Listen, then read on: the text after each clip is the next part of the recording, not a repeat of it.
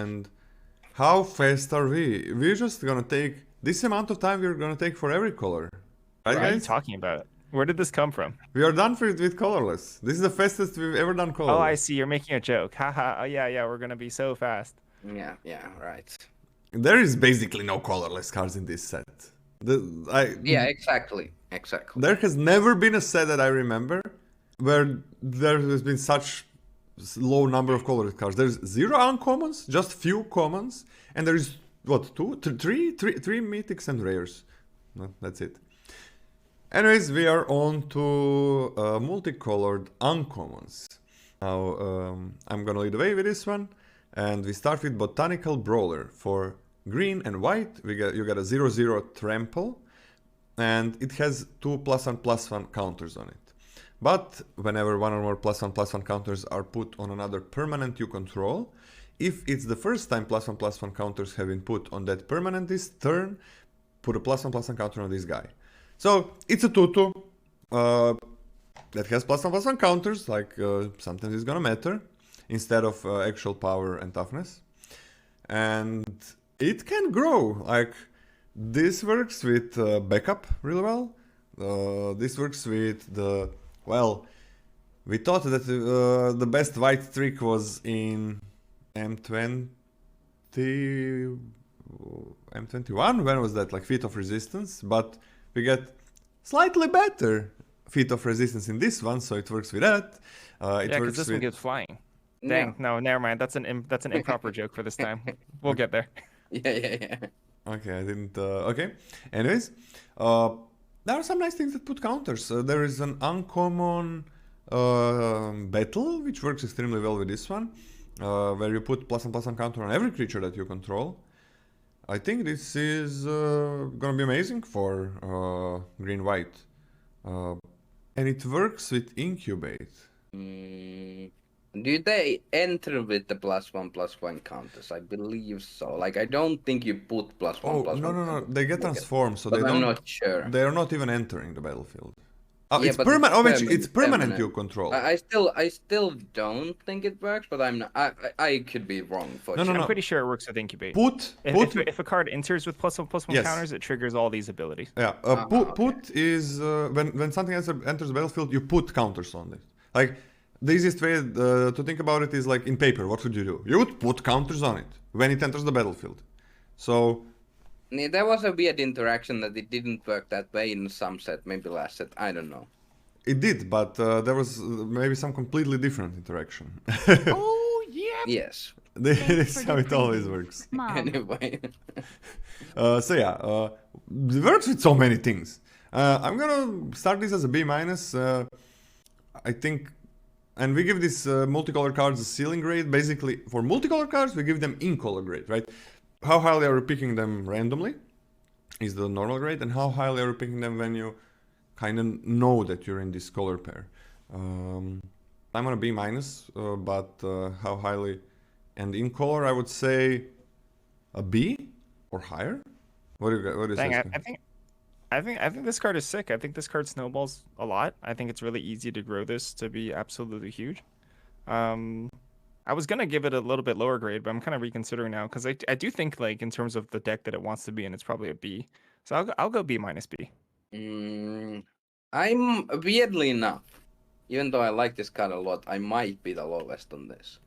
These cards, there are a lot of +1/+1 counters on this set, but the one I'm comparing this to is the M21 one, which was very good, but it also had a way better effect than this Way one, better effect, way better. Yeah. because it doubled the counters on other permanents, and it didn't put them on this thing, or like on the permanent you put them on, and it gained life.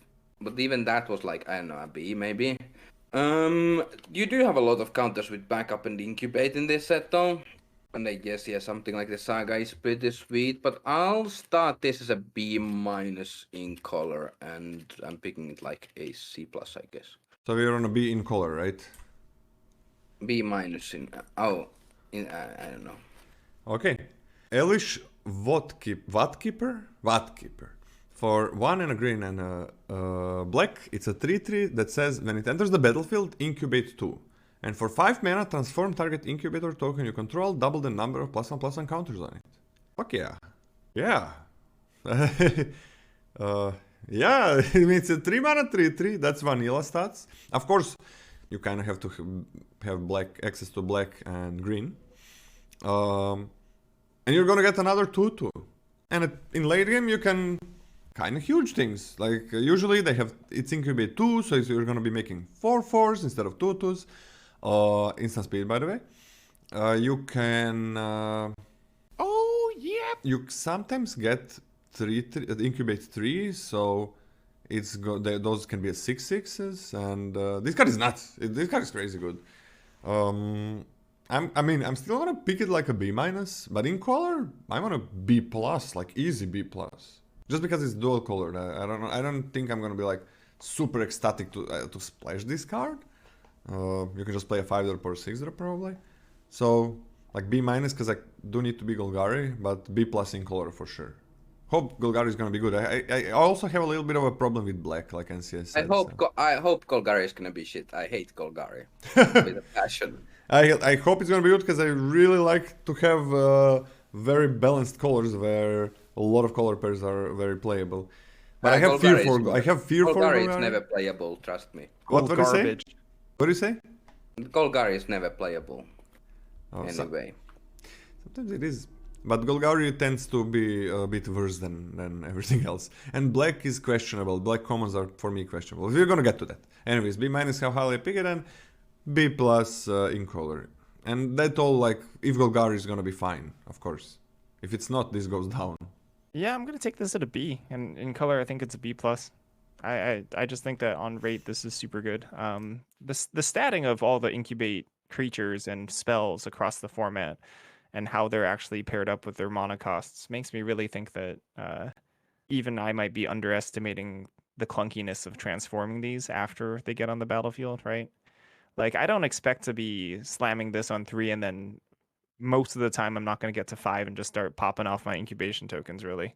Like, most of the time this is probably going to trade off and then I'm left with this incubate token and then I'm going to have to spend 2 mana to flip it or whatever. But I don't know, it doesn't seem that bad to me, so it's a B. I like this card a lot. Yeah, I like it a lot as well. I'm a little bit lower, I guess. It's on its face, it is a 3 mana 3/3 plus a 2 mana 2/2. It's not like anything that exciting, IMO, but you do have a bunch of upside with this. I'm on C+ and in color like a B. Okay, so you're B in color then.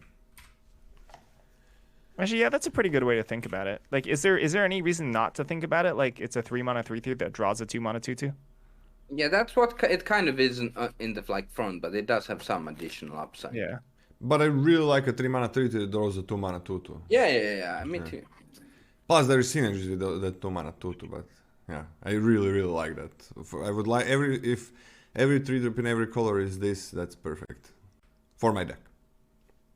Anyways, we're on to Dimir. Hollow Forager is a 1 colorless blue and black fairy with flying. It has a 3/1 stat line, and when it enters the battlefield, you may pay X, and when you do, you may cast target instant or sorcery card with mana value X from a graveyard, any graveyard, without paying its mana cost. If that spell would be put into a graveyard, exile it instead. Any graveyard. 3 mana 3/1. Something weird happened here. Because like 3 mana 3/1 flying is pretty damn good. I love 3 mana 3/1 flyers in my deck. And this one also has late game purposes. Right? If you're using just the 1 mana spell, that's great. Anything you do extra with this is great. And even if you do nothing with this guy, it's great. Right? If you just play it for 3 mana, that's perfect. That's basically the maximum that the 3-drop can deal. It's 3 damage, and it's flying, so it has evasion. Yeah, I mean, hoo-la-la. Oh yeah, this would be like Snapcaster, but 1 more mana is huge. This does look like a creature that should have flash, but I guess it's good that it doesn't. Oh, I'm really happy that it doesn't. Like, this card is incredibly powerful without flash, so no need to make it better. Amazing. Like, wow, this is really good. Doesn't really require you to have anything extra with it. Like, you don't need to have any crazy synergies. You don't need to mill your opponent or yourself. You don't even need to have spells. You can cast them from your opponent's side. Of course, you want to up the consistency and have this. I don't know. You pay 6 mana for this and you pay a 3 mana spell. I mean, that's usually really worth it. Now, a little bit of a problem can come where you have convoke spells that are not really good targets for this. Huh. I mean, it's gonna start in a B range. I don't know if I should give it a B or a B minus. I'm kind of okay splashing for this card. Man, I'm gonna start it as a B, and I don't think it's a bomb, so I'm gonna go with B plus in color. But I'm okay splashing this card. Okay, I'm slightly lower. The only premise I don't agree with necessarily is that it's good as a 3/1 flying for 3 mana. I think that's decent. It's really bad blocker at the 3-drop slot. It just trades off with anything. But everything else I like. This is starting off as a B minus for me, but in color I think this is B. Yep. Boa tarde, Lola and guys. I'm on same with this as the black-green one. I'm a C plus and a B. Okay, so we are on a B in color. Yep. Okay. Alright, well, we have Invasion of Amonkhet. And it's another battle with 4 defense, loyalty, whatever you want to call it. So you gotta attack it, and I actually don't have them open right now, so...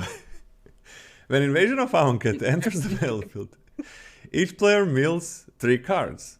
Then each opponent discards a card, and you draw a card. So, okay, mill 3 card is kind of fine for some black and blue cards, because you want your opponent to get to 8. I think that's the threshold for any card that has cares about opponent having cards in the graveyard. I think it's always 8. I hope I'm correct with that. And then some extra effect happens. So milling is fine, it's nice, why not? But the big thing why this is playable, this first part of the card, is like you draw 1, opponent discards 1, which is much better than opponent discards 2, because it's much easier for opponent to have 1 card, and you draw a card, it's always going to be fine. So it does replace itself. I actually think this is worse than discard 2, but whatever. No, I think it's a lot better, because there is no that fail case where opponent doesn't have cards in hand or doesn't have 2 cards in hand doesn't exist. And now when you deal 4 damage, right? It's 4 damage? Yeah. When you deal 4 damage to this battle, you get a 4/4 that says you get a Lazotep convert, which says you may have this card enter the battlefield as a copy of any creature card in a graveyard, except it's a 4/4 black zombie in addition to its other types. Wait, okay. So when you're transforming battles or something that's not a creature, then the creature is entering the battlefield. Yes, it gets exiled and then you cast it. You can also counter the creatures when they enter the battlefield. Oh, so this is not a normal transform. Okay. No, it's like you exile them and then you cast them without paying them. Okay. So you exile them and it's basically the same thing but a bit different. All right. So they're not gonna so they don't get haste or something. Because they would be able to attack if they transformed right away. Okay. You get a 4/4. I mean, maybe it's gonna have lifelink. Maybe it's gonna have menace. Maybe it's gonna have flying. I mean, maybe it's gonna have nothing. I think this card is pretty good. And it's a good battle to work for. Now, blue-black doesn't really have the best things to attack battles. Some flyers, that helps. But, like, red-green has extra... I mean, blue does have good things. Black just doesn't have good things. But, no, I'm saying to attack the battle. Yeah, that's what I'm talking about. Oh, blue? You mean like flyers? Yeah, I think blue is fine, but black's creatures just suck. Yeah, black creatures are kind of dog shit. I hope you're wrong, but it's just... Maybe you're wrong. Alright. I think it's fine. I don't know how good...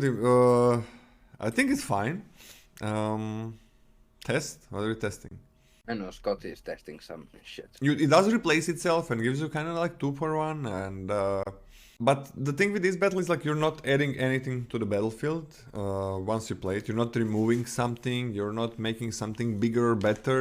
So it's gonna be a little bit harder to hit it on consecutive turns if opponents are playing just creatures. Yeah, Scott is down apparently, but yeah. Okay, we'll continue without Scotty. I guess Scotty will join when he can. Oh, Scotty is out. Yeah, this go down, he said. Okay, we're gonna. All right. Type your grace in chat so I can record. What are you recording? What's he recording?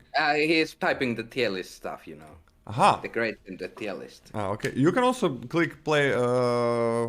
My stream probably works, so you can probably have it. Oh, he doesn't know. All right. Now we're back. You're back? back. Okay. All right. I'm on a C plus B minus for this. I'm gonna start as a C plus. Maybe I should give it a hard grade. What do you guys think? Like C plus or B minus? I'm not sure. I guess Scotty came back, so Scotty can also say something if he wants to. I mean, I like this well enough. It's cheap enough. I'm not super unhappy about it. I think the backside is quite powerful. It's a decent amount of investment to do, but a C plus is good for me.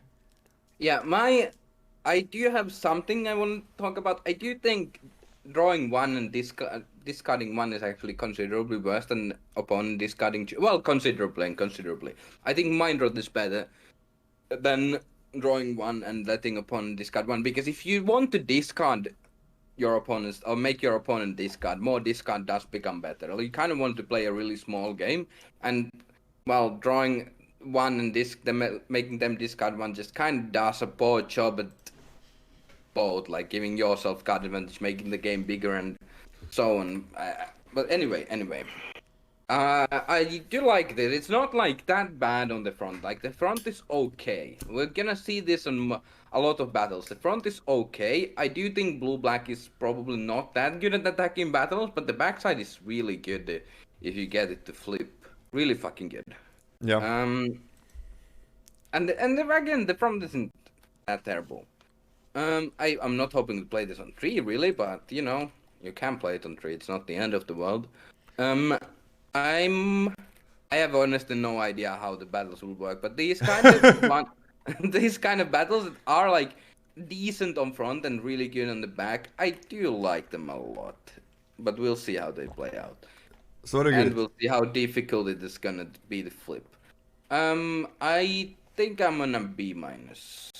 Okay, I'm sold on a B minus because I do like the front side. And just one thing to say about the front side, like the more Mind Rot, the closer Mind Rot is to divination, the happier I am with it. All right, I would be more happy with this. I'm not. I'm more happy. If I want a Mind Rot, I want a Mind Rot. I don't want a divination. But I don't want a Mind Rot. I don't want it. Yes, but I also don't want the thing that's a half a Mind Rot and half divination. I would rather have Mind Rot because then I could actually build a deck that wants Mind Rot. Like, I actually in Kaldheim did build some weird elves decks which had the 1/1 discard thing here, which is in this set, and then I played Skull Raids, which were actually okay in that deck because you made your opponent, like, you kind of turbo discard your opponent's hand. And because you could draw cards instead of discarding. That was a huge thing. Sure. No, but I would have rather had Mind Rot, honestly, than Skull Raid. You say that, but you never play Mind Rots. Yeah, that is also true. You never play Mind Rots, like, because you don't suck. Because you're a good drafter. Yeah, I agree. So, I don't know what liking that means. I hope you don't say that to your girlfriend, that you like her. Because you gotta play her. And anyway, I'm on a B minus, and like I'll pick this as like this. I want to B minus as well. I like it a lot. Might be even higher, might be lower as well, but I think it could be higher. It depends how easy it is to flip, because the backside is really fucking good. One thing that we didn't talk about is this gets 4 cards in opponent's graveyard. It's not just 3, right? It's 4. So that's half. You're halfway there to activating some of your cards. Yeah, but the cards don't do anything. They're all bad. Oh, there is the 2/3 defender that becomes unblockable. Oh yeah, that's an AF, I think, basically. That's what? An AF, basically. An app? F. F. Okay. All right then. Well, Scotty, do you have anything to add? Hold on. What's the in color grade? In color, I'm on a B. I can go to a B as well in color, and I'll pick it like a C plus. Oh, so we all agree on the in color, right? Scott, you're on a B. I was on a B-, but B's fine. Okay. Invasion of Azgol. I should open these. Anyway. I had them open, but I closed them for some reason. But now I won't. When Invasion of... okay, you get a battle with 4 defense. It costs black and red. When Invasion of Azgol enters the battlefield, target player sacrifices a creature or planeswalker and loses 1 life. And on the back side, we got Ashen Reaper, which is a 2/1 and has menace and says at the beginning of your end step, put a +1/+1 on this guy. If a permanent was put into a graveyard from the battlefield this turn, it can be any permanent. Any permanent at all. This works with tokens, by the way. It also works with your opponent's creatures. And with opponent's creatures, which is very important for this type of effects. Do battles go to graveyard when you destroy them? No, battles transform. They get exiled and transform. That's how battles work. So... They're like this sagas in Neo, kinda. But you can also counter the backside because you cast it for some reason. I don't know. It's weird. Oh, yeah. Yeah, you can counter it. Yeah, you can counter the backside, which is really weird because, like, if you're comparing to sagas in Neo, which kind of did the same thing when they flipped, they exiled themselves and came back as the backside. But then you exile these and then you cast them with 0 mana. Well, they all cost 0 mana on the backside. Yeah, there is like one sorcery. You can counter the backside, and I don't really. That's probably not gonna be very important, but it's just weird. Yeah, it's a little bit weird. I mean, you can counter. There is some good counter, actually good counter spells, I think, in this set. One that I remember. Okay, so you get a 1/1 for a bit hard to cast thing, and then since this effect already kills something your opponent has, like the weakest creature they have, it kills it. I think there are really good 1-drops in this set, so the sacrifice is probably going to be a bit worse. There is 1/1 makers in this set, so that makes sacrifice even worse. And I mean, the thing for me is, when I'm going to hit a saga, even though this is just 2 mana, right?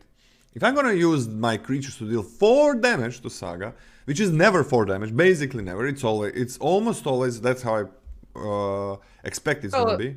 It's kind of like Planeswalkers in a sense. You're not dealing much more than 4, but you are not dealing exactly 4 generally. Yeah, but usually when you actually do deal damage to it, like I think a lot of times when you do deal damage to it, it's gonna be like on this saga, let's say it's 4, final amount of damage that you dealt is gonna be like 7, 8, because you deal like 2 damage once, and then, okay, opponent knows, I don't think so. I don't think you can really just attack all on battles, because your opponent does have battles as well. Like, not like, and they aren't like Planeswalkers that you absolutely have to get rid of, and you just smash all into Planeswalker.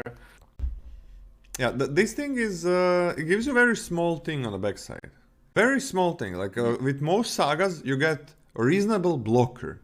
No, these are battles, not sagas. With most battles, you get a reasonable blocker, which kind of makes it easier to attack them with more creatures than you would usually be comfortable with. On the last attack to battles, the opponent is going to say, okay, you deal everything. Same like Planeswalkers. Usually the last attack on, most often, the last attack that you make on a Planeswalker is like, it has 2 loyalty and you're presenting 7 damage, or 8. And then they just say, okay, that goes through. I don't trade with anything, that goes through. And I think that's how battles are going to work as well. But in reality, like, you're not missing all of that damage, because if you were attacking their face, they probably wouldn't be, okay, everything goes through. So you're not really missing that damage. It's going to be very interesting how they play out. I'm not a big fan of this one. With like all the tokens, with all the 1-drops, not a big fan of sacrifice. You gotta be Rakdos to play it. Not a big fan. I'm gonna start this as a C-, and in color, I'm on a C. Okay, I hate this card even more than you do, I guess. I was gonna go for D+, and then in color I was gonna go for a C-. Oh wow! I just think that this, for what you get, it's a lot of stinking defense counters, and the effect on the front side, if you're not playing it exactly on curve to kill exactly a 2-drop, is very underwhelming. I don't wanna attack this battle. I mean, I would rather attack this than not, but yeah. Hold up. If you don't want to attack this saga, You're never playing then this. isn't that like a D minus? I'm on a D+, okay, and in color C-. I've changed. I'm a little bit higher, mainly because this does help in flipping itself. Like, let's say you play 2-drop, 3-drop this, you probably still can't flip it quite, which is awkward, but it does help actively in flipping itself. But I agree, the front side is kind of underwhelming, and giving up 4 damage still to get the 2-1. The 2-1 is kind of underwhelming as well. I still think it's solid. But yeah, you guys did talk me down a bit. I'm on a C+ in color, but a C- outside, I guess. What is your in color grade? C-, Scotty? C minus, yeah. I guess you go to the C in color then? I'm on a C- in Sure. color as well, but... Whatever, it's Calvin Ball. Hey, C. It's closer to a C, I think, right? Okay. We got Invasion of Ergamon. This is a plane that was never mentioned before, am I correct? It's mentioned in old stuff. Really? Yeah. Okay, I'm false. For a red and a green, you get a battle with 5 defense counters this time. And when Invasion of Ergamon enters the battlefield, create a treasure token, then you may discard a card. If you do, draw a card. So it doesn't replace itself. It does kind of cost only 1, right? It costs only 1, but it doesn't replace itself, which is pretty huge. But once you do manage to hit it, then it does replace itself. And you get a Cliff Charger with 3/4 trample stat line. And when this guy enters the battlefield, you may discard a card. If you do, search your library for a land or a battle card, reveal it, and put it into your hand, then shuffle. I mean, I think it's pretty good for fixing. Gets you treasure token. This thing. Pretty good thing. So it's I like this for fixing. The big deal, well, this kind of looks terrible, is because you are just paying like this 2 mana. You're paying kind of like 1 mana, but not really, because you can't use it on 1 mana on first turn. And you gotta get his 3/4. You must get his 3/4. Why is this saga so weird? Why does this feel like the worst saga? Well, I think the big reason is because green and red cards have a pretty damn easy time attacking battles. I'm always saying sagas again. Very, very easy time attacking battles. You have a 2-drop that's gonna be a 3/3 trample. You have a 3-drop that's a 3/3 indestructible when it attacks battles. Everything happens when it attacks battles. You have a 4/3 menace 4-drop that's actually an 8/3 menace when it attacks battles. And so on and so on. These are, I think, the main guys, but these are commons. Remember, these are commons. So it's gonna be kind of easy to clear it, but it is 5. It is 5 loyalty. You can get more battles and clear those, right? Well, hopefully you're not getting another one of these. But you know what? Because this is Gruul, and battles seem very easy to clear and defeat in Gruul, I'm giving this a higher grade than the previous one, and because it doesn't really hinder your turn, right? You get that treasure, you can use it right away. It's when you play it in a later turn, like turn 3, 4, 5, whatever, it is gonna be costing 1 mana. So it doesn't really mess up your board presence, but it doesn't really give you much or anything. And this is like a good 3-drop that you get. And you gotta attack this battle, so it is a bit weird.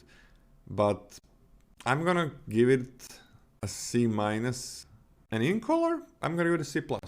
I think this is fine in color.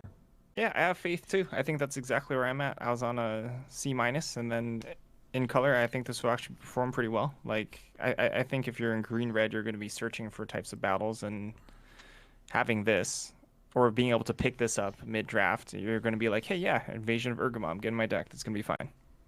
Yeah, the back side is pretty good, but the front side is pretty fucking bad. And it's 5 defense. I'm gonna C- in the C. I agree. I think it's fine in Grow, but I don't expect it to be anything that special. Alright. So we're on C plus in the end for sealing. We have Invasion of Kaladesh for a red and a green. You have a 4 defense battle. And it says, when this thing enters the battlefield, create a 1/1 colorless Topter artifact creature token with flying. So 1/1 Topter you get. That Topter can start clearing it very slowly. But that matters, and it's an artifact. And on the backside, once you finally clear it, it's a star 4 flyer. It's an Etherwing, not Phyrexian Etherwing, mind you. And this thing's power is equal to the number of artifacts you control. But it has crew 1. It's not really a sentry from the last set. So this thing, like with your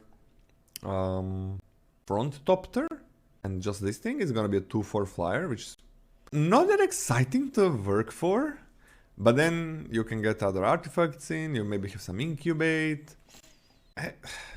Red didn't really look to me like it makes a ton of artifacts in this set. Let me just see, 1 second. What makes artifacts? Pop. There aren't many. What? There aren't that much. Yeah, how do you get artifacts in these colors? Incubate, I guess. In blue, but...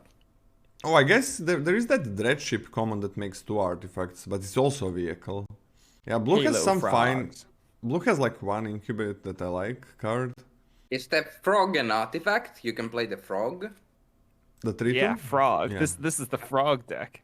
Yeah, yes. Hey, did you know that one power from the Thopter plus 3 power from the frog equals 4? So that will flip this.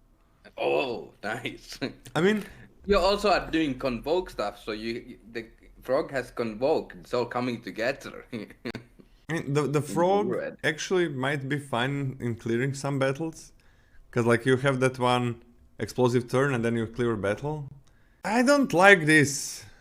I really don't like this. I don't think this is something I want to work for. I'm gonna go with a C- and you get a 1/1 flyer. And it's a vehicle still. Now I'm gonna go on a D+, and D+ is a base grade and in color. Like a C-. I feel like it's not good. You're not incubating, you're not making... Like the tokens that you're making are elementals, not really... I think this could have been a creature. Like, I don't know why it's Yeah. vehicle. I want a C- in color, but I can see it going down. I don't see it going up. I'd want to put this as a C in color. I think this is... Well, no. Okay, I've somehow in the course of 1 second changed my mind. Yeah, C- in color seems fine. I'm also on a D+, C-. Yeah, it's the first time I saw this, I was like, huh, this looks pretty fucking good. Because it does help in flipping itself and so on. But then, I don't know what the fuck the artifact deal is. Like, Yeah. Why? Nothing really cares about artifacts except this card, and you don't really have artifacts, and like artifact and Blue-Red's game plan overall, I don't think really. Blue-Red doesn't have Together. an artifact team. It doesn't. Yeah. I don't know. I want to give this a D outside of color and a D+ in color. I don't think I want this in my Blue-Red decks. I'm okay going down. Give it a D outside, like when I don't know if I'm Blue-Red. And I don't even know if it's a D+ in color, but let's give it a D. I don't either. It's like I think D+ for me is like a little optimistic, but I don't know. It's still pretty good value if you get it flipped, but not. I don't know. But do you really care about flipping this one? I mean, it's gonna be Yeah. kind of small vehicle flyer. I don't know. I don't want to spend my damage there. Yeah. I hope I'm wrong. But I don't see it. I said that I saw it. I can see it going down, and it went down in a minute when I said few words. So D as a base for me and D+ in color. But Scotty, are you down or do we put it on a C- in color? No, D+ in color is fine. So Okay. I'm on a D+ and then in color D+. All right. Invasion of Kylem. I don't know what Kylem is. When this thing enters the battlefield, It's a plane, like all the other innovations. Yeah, I know it's a plane. Okay. Up to 2 target creatures, each get +2/+0 and gain vigilance and haste until end of turn. Oh, it's a 2 and red and white, that's 4 in total. And it has 5 defense. The front side looks like garbage, but this is pretty good backside, which creates 2/3/2 red and white warrior creature tokens. And both of them have, whenever this creature and at least one other creature token attack, put a +1/+1 counter on this creature. So incubate these tokens. These guys are tokens, so you can just attack with both of them and have 2 4/3 attackers, which is a lot of attackers. So this one screams to me that I'm gonna be afraid of racing some opponents in the early turns. This one is like, should I leave things behind? Because, well, they flip this. If they flip it, even if they are not dealing damage, they're gonna get 2 4/3s on the next attack, which is kind of a lot. And white has, if that was an uncommon, the white 2/2, right? That makes the Pegasus that makes other things flying when it attacks, right? I don't. I thought it was a You're common, describing but a lot of white cards. What? That's a lot of white cards. That's a lot of white card. Yeah, a lot of white Pegasus make the other things fly. Yeah, but this set has 1. It's a 2/2, which makes something else fly. It's not common. It's not common. Okay. At first I thought it was a common. I didn't like that. I really didn't like that it was a common, but it's not. So that's really good. So yeah, this seems like a great punish, right? If you can't get through, then this is horrible. This is a horrible front side. It's really bad. It is really bad. It doesn't do. It's 4 mana. That's a lot. And it doesn't really give you any board. Oops. It doesn't really give you any board presence. It doesn't really make. I mean, it looks like it makes your attacks better, but it doesn't really. It's just haste and vigilance. I mean, haste. Okay, whatever. It's +2/+0 vigilance. I don't know how you're gonna pair it with haste. You probably can somehow, but it's really good backside. Now, I don't know. This is if everything in your deck is focused on attacking. And the thing is, you're probably gonna have to attack this if opponent did leave some blockers up or something. Because against Boros, I'm probably gonna leave. I don't want this to get flipped easily, because I think then all of a sudden it doesn't matter that they spent those creatures attacking. They got bigger. Now they got a huge reward. As frontside is so bad. So the fail case in this scenario is this card is atrociously bad, but the ceiling is one of the best 4-drops that I have ever seen. It's hard. Like, I don't even know where to start with a grade. I want to try it. Like, you really want to have flyers or something with this. And first strikers? Not really. You're probably not going to have many. There is that 4 mana first striker. I mean, I'm going to start this as a C-, maybe lower. C- and in color C. What do you think, guys? Okay, I'll go significantly higher. It's nothing new to have a huge delta in sort of ceiling and floor for these sort of hyper aggressive cards. And I actually do think that this is a worthwhile payoff to flip, right? That's like the first question you have to ask. So obviously there's a huge difference between this working and this not working, depending on how much you curve out. And then I guess you have to ask yourself, is the payoff actually there? I personally think the payoff's there, so I actually think this is worth it, and it's actually going to be good in the types of decks you want to be drafting in these colors. So I'm going to take this at like a C+, and in color I think it's like a B-.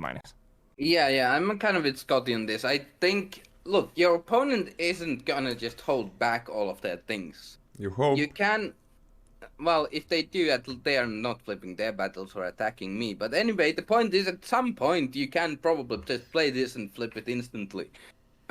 Vigilance is nice because you can still...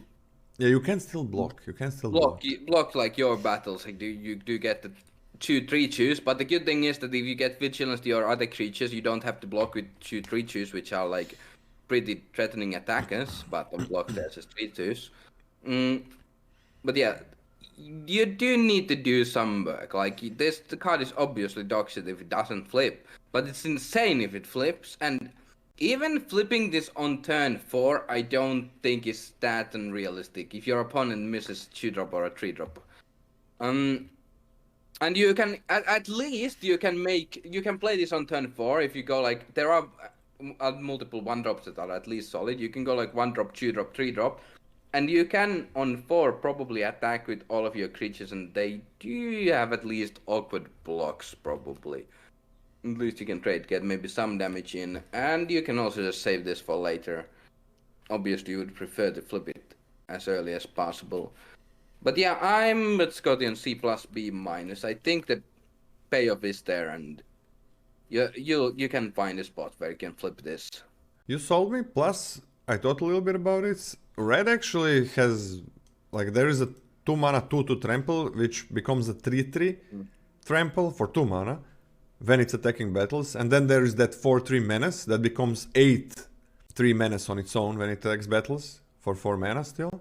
And there's also 4 mana, I mean, even if it's 4 mana, like, even if you're using it later, 4 mana 3/4 first striker with backup. So there is also, like, go Billy Rider, the 1/3 double striker into this. Yeah, there's a 1/3 double striker. Block the double striker, but the double striker kills this alone.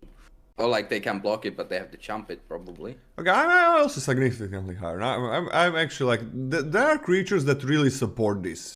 And the opponent is gonna have to do some jumping, and I mean, if they start doing jumping, that's fine, because this battle stays and they're gonna have to be very, very worried about it. I'm on a C+ and B- as well. I can actually see it going higher. Yeah, same. I can see this going higher, and I don't really think it's gonna go much lower. We will have to see, but I don't... Like, this is so good if you can make it flip, and I think you can make it flip. Yeah, there's a lot of creatures that do support this. Okay. I go B-. B.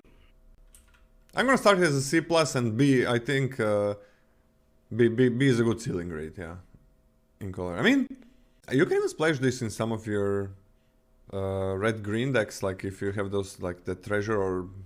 Yeah, maybe. Doesn't seem that bad. I've heard people talking about like multicolor red-green battle deck. I'm skepticistic about that, but... Yeah, it's a bit weird to have battles on the splash, because you kind of want to play the battle exactly when it's good to play it, right? You don't want to be like, oh, waiting for my mana for this battle. You really want to be like, oh, this is the turn where I play the battle. Yeah, C+ B seems good to me. Scotty, ready for the next one, or? Yep, so NCA, yours is a B- now? Yeah. Okay, you do get a battle in every single pack, yeah. Happy Easter to everybody that celebrates it. Happy day to everybody that doesn't. You have Invasion of Lorwyn for 4 and green and black. You get a 5 defense battle that says, when this thing enters the battlefield, destroy a star target non-elf creature an opponent controls with power... The star is the toughness and power of backside. The star tells you the power and toughness of the backside. Oh, I'm an idiot. Okay, yeah. I was like, it was weird to me, why do they have it there when there is an X? Okay, anyways, when this thing enters the battlefield, destroy target non-elf creature an opponent controls with power X or less, where X is the number of lands you control. Yeah, it was like weirdly worded. It's true. So, okay, 6 mana, basically destroy anything. How many elves do we have? I mean, we have 3 green elves, okay.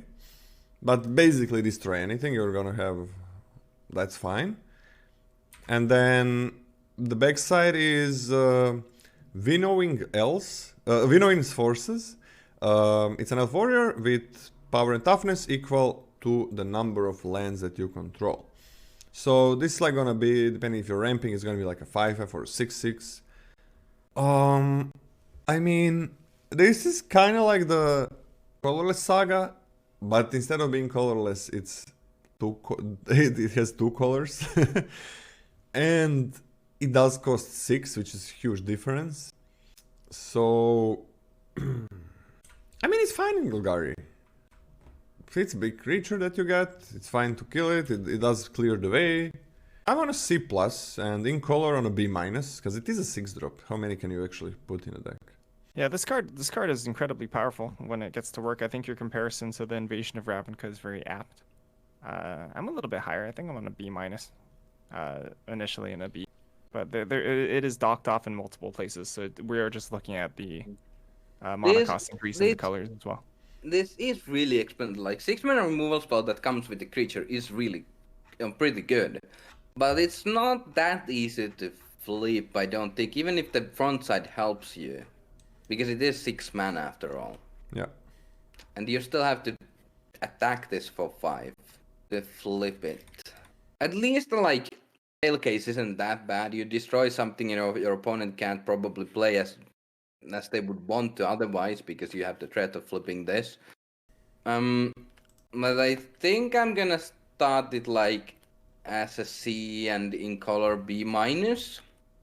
I think it's good, but it is a little bit clunky. You gave it a C plus and a B minus, or C and a B minus? C, B minus. Okay.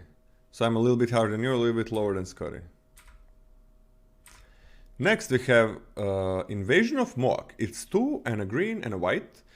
It's a battle with 5 defense, and when Invasion of Moag enters the battlefield, put a +1/+1 counter on each creature you control.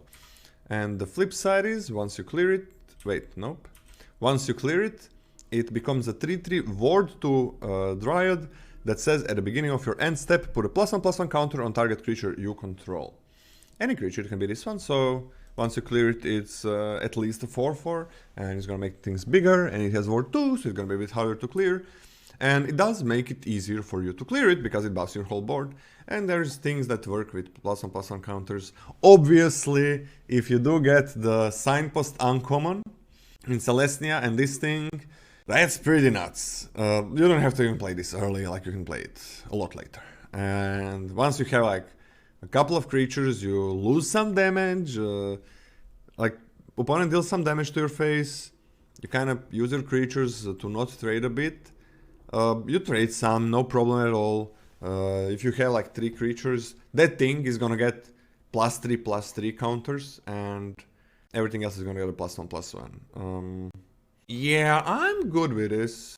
Oh, this one is really nice, and the backside is really nice.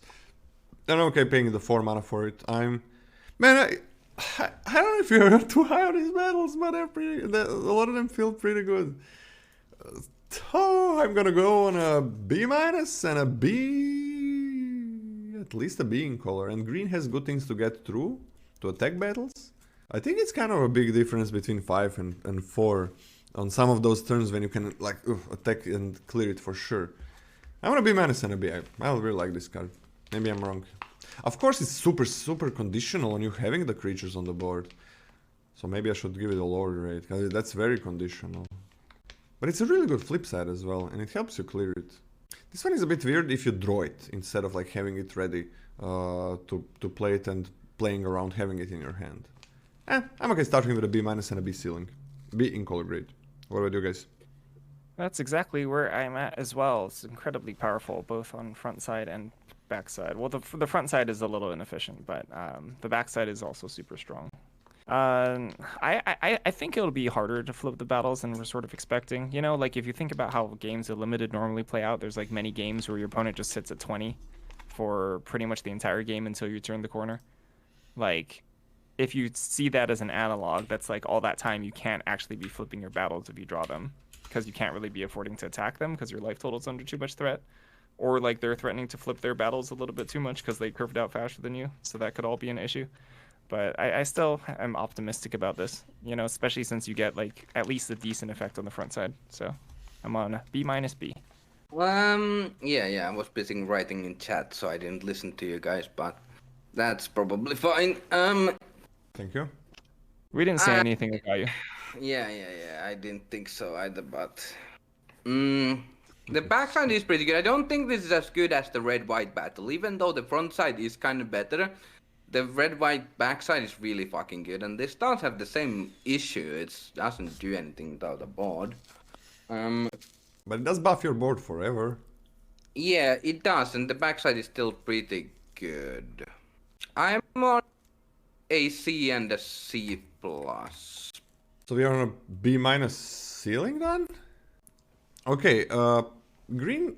The thing is, like, again, you have that double striker, and in white, which really profits from this. You have the signpost uncommon, I guess, but that's uncommon. You have in green, you have a 3-mana 3/3 reach guy that is indestructible when it attacks a battle, right? So that guy is gonna be a 4/4 attacking the battle. And then maybe you're playing the 1/1 in green that deals like 1 damage to battles. So you have that 1/1, and you have a 3-drop. Like this is like common cards. You play a 2-mana 1/1. You ramp into a 3-drop. Of course, this is a little bit ideal situation, but it is common. So you ramp into a 3-drop, and you ramp into a battle. You attack with a 4/4 indestructible. Your opponent jumps. Hell yeah, thank you. Opponent jumps. That's perfect. And next turn you just tap your 1/1 and you clear the battle. You don't even have to be ramping into this, right? Even if you're doing whatever you want, if you have those 2 creatures in, you can flip it in the same turn as well. I mean, I think there's a lot of...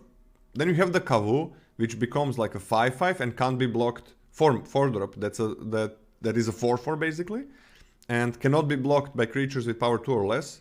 And now it's a 5/5. I mean, good luck clearing that. Your death touchers are probably not working. Maybe one of them is, I think. But yeah, I think green is super fine in clearing. I'll move to a C+, and I'm fine with the ceiling of a B. Okay. Next we have Invasion of New Capenna. For a white and a black, it's a battle with 4 defense. We're starting to get back to 4. 5 is, I think, it's a big difference between 4 and 5. Now, when Invasion of New Capenna enters the battlefield, you may sacrifice an artifact or a creature. If you do, exile target artifact or creature an opponent controls. Okay, we had a Bone Splinters, a little bit better Bone Splinters. What's the name of the card we had in Brothers War? Okay, similar to Bone Splinters. Power Stone Fracture. And on the flip, my god, sometimes it's left, sometimes it's right. On the flip side, you get a Holy Frazzle Cannon, which is an equipment, and it says, whenever equipped creature attacks, put a +1/+1 counter on that creature and each other creature you control that shares a creature type with it. And it equips for 1. Okay, now the front side, well, hopefully you have something stupid to get rid of, because it's fine. Like, you lose your worst creature, opponent loses their best creature, helps you clear it as well. Now, the thing about this battle is, the backside doesn't give you the blocker once you clear it after you did attack with those creatures, so it's a little bit scary. And then it encourages more attacks, but not with more creatures, because you get an equipment, so you gotta equip it somewhere. And it encourages attacking with a lot of creatures. So you can attack with just 1 and do this, it's fine, but so many things are Phyrexians. Like, it's in this set, in white-black, from what I saw, it's super easy to share a lot of creature types. Now, white does have lifelink, which helps this quite a bit. But that is a big problem for me. Like, I'm fine with the front side. I really like the back side if it was just some equipment that you can pay for some mana and play it. But it doesn't really help you on the defense. And usually when I clear battle, I would like to get something on the defense. So even though everything here looks really good to me, there is that turn where you're not gonna have your defense set up. So I'm gonna start it as a C, and I'm gonna give it like a C+ in color, just because of that. It requires, maybe it's even worse, but the front side is not too bad. You don't have to clear it. But once you do, can you attack with few creatures? Can you do that? If you get enough life linkers, I think this gets way better. Way better. All of a sudden, it's a completely different world. So like C, but I'm gonna start it as a C and a C+. Okay, I'm like slightly higher. I do think that the vast majority of the value is on the front side here. And I don't think you'll even be clearing this unless you're like in a somewhat reasonable position to also defend yourself. I'm not like, I'm not like sliding over the finish line just to finish this, because obviously I know it's not going to defend me. Yeah. But I think this effect is fine, so it's a C+ for me. This is probably going to be our biggest grade difference, huh? Okay. Let me break it down this card. First of all, the front side is 2 mana, sack something, exile something. That's a dog shit magic. That's really bad, yeah. No. Bone Splinters generally is one of the worst commons in sets nowadays. When it's being printed. In you can DMU, sack an artifact, though. Yes, that is nice, but you don't have power stones in this set like in Bro. Power Stone Fracture was okay. I still wouldn't usually want it, but it was You can use the okay. incubate tokens, I guess. Yes, but you still kind of lose board presence. You don't because you would have to spend the mana, but you know. And losing board presence when you do this as a removal spell doesn't help you in flipping the battle. And then you flip into an equipment, Which works which only on also, attacks. yeah. So you're kind of like putting yourself behind by playing this. So I would expect it to flip something into something really good that stabilizes me and can block my like the opposing creatures when they attack their battles or whatever. But then you actually can't. You need to attack even more to get any value out of the backside.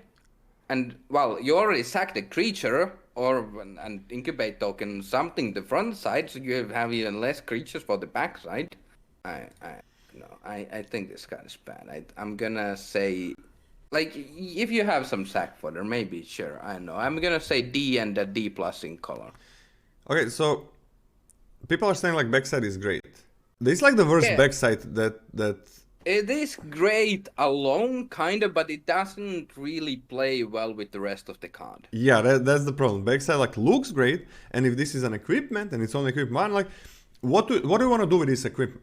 Like you want to play it, equip something, attack, hey baby, but you're not doing that. Now, there are two things that help this out when I look at it. Like there is a black removal spell on common that does create a treasure token.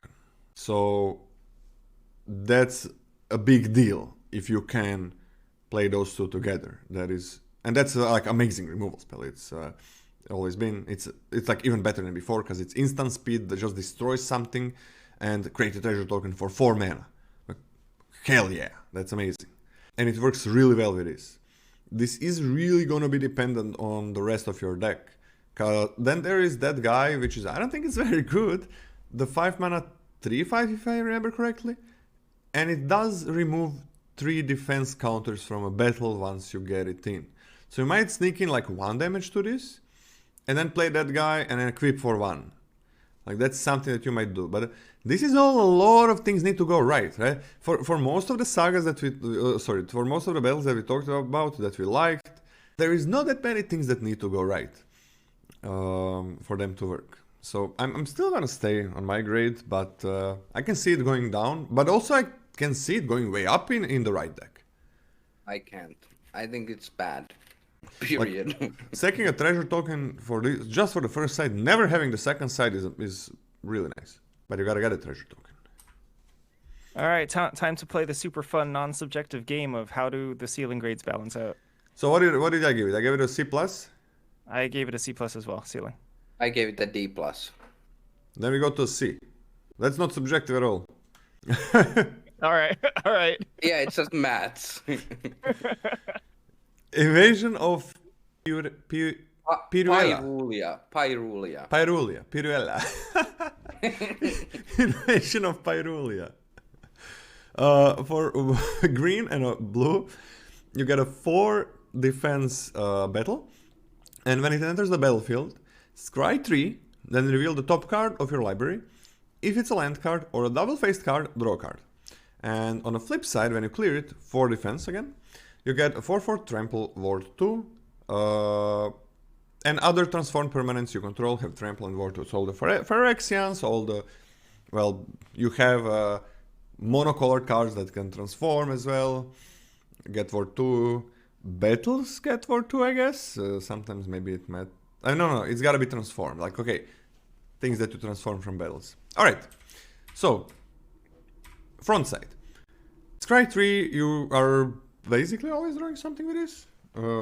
I mean, you probably have a few dual face cards, and let's say you have 17 lands, so I think it's gonna, half of your deck is gonna be basically always the hit.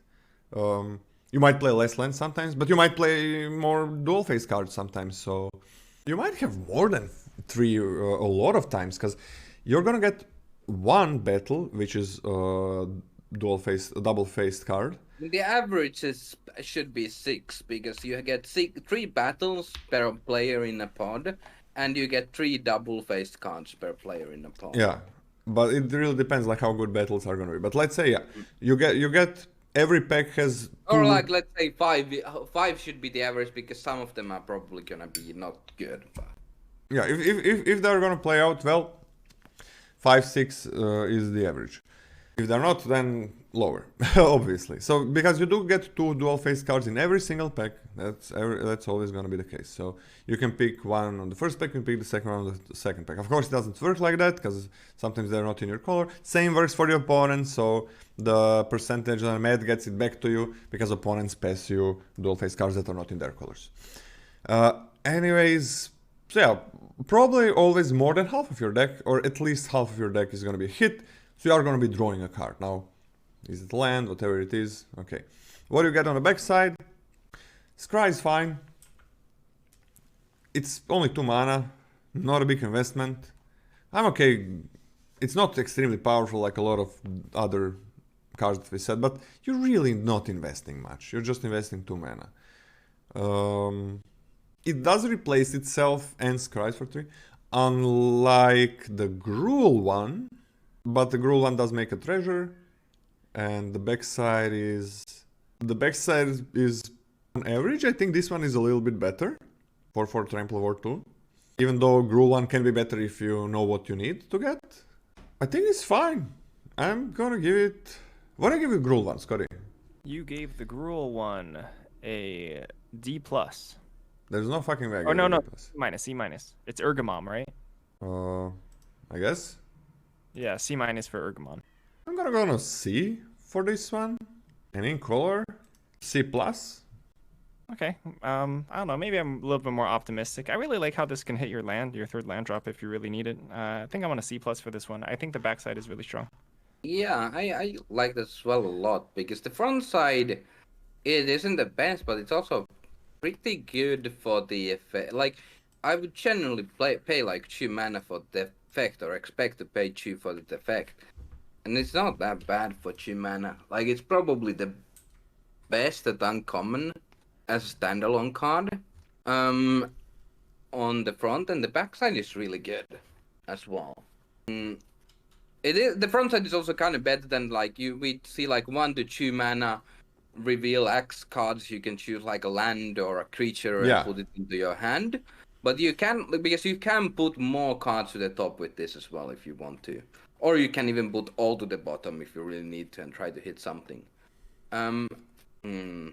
Yeah, I like this a lot. And it's only 2 mana. I don't think flipping this should be that difficult. At some point, you don't need to flip it instantly. Yeah, it's not a huge investment. I'm on a B- and a ceiling of a B+. I'm going up to a C+ and a B-. I'm on a C+ and a B. Sure. I know. C+, B-. B-. Yeah, that's good. It's not really Scry 3 just because you're not drawing the next card, right? That would be quite a bit better if you just draw the top card. Yeah, sure. Wait, what? Can you say that again? It's not really Scry 3 because... and draw a card, because you're drawing a land or a dual-faced card, right? Okay, sure. Yeah, Scotty, you're great. What do you give it? Oh, I already gave it a C+ and a B-. Okay, C+, B- from me as well then. Next we have Invasion of Xerex. For 2 and a white and a blue, it's a battle with 4 defense again, and when it enters the battlefield, return up to 1 target creature to its owner's hand. Any creature. And when you flip it, you get a Vertex Paladin, which has power and toughness equal to the number of creatures you control, and has flying. So on its own, it's a 1/1, right? But gets bigger with more creatures. This doesn't really replace itself when you play it. You're not drawing a card. It costs 4. It's Azorius. It helps you attack. It removes the opponent's things that have maybe +1/+1 counters on them, which do exist in this set. It does remove, it kills any incubate token, so the token just dies. So this is a kill spell if they have an incubate token, so that's not too bad. A transformed incubate token. So, well, a transformed incubate token, yeah, that became a Phyrexian. The backside really depends, like, is it gonna be good, is it gonna be bad, who knows? Once you're attacking this battle, like, opponent is just gonna trade with some of your creatures to make you get, like, a 2-2. So they're not just gonna be like let it all get in, because it's not just, even if you always kill the battle. I'm not that high on this one, like, 4 mana is kinda a lot to pay for this, and you really need to clear this one, right? You must clear it. The front side is just really, really weak before you clear it. Like paying 4 mana at sorcery speed and you get nothing except the bounce. I'm pretty low on this one. I hope I'm wrong, because it's pretty cool. But I'm on a D+, and in color, a C. Okay. I think I'm starting at a generally the same. So with these battles that also affect combat, I'm sort of starting them on a step lower than their creature counterpart would be, right? Like the 5 mana, it's like definitely a step down from like a 5 mana kill something for 5 or Invasion of Ravnica, right? Like the 6 mana Lorwyn one is definitely a step down from like a 6/6 that kills something for 6, right? Yeah. And this one I think is a step down from Mistraven, which is a card that we're playing with currently in Shadows over Innistrad Remastered. And I think there's a lot of room to be worse than Mistraven and still be perfectly playable. So I'm at a C here, and in color I think it's a C+. Problem is that you have to also flip this to get like even if you flipped it, it's probably worse than similar to Mistraven, but you have to sink 4 damage into it, and yeah, you probably lose some creatures in the process, so it's not gonna be that big.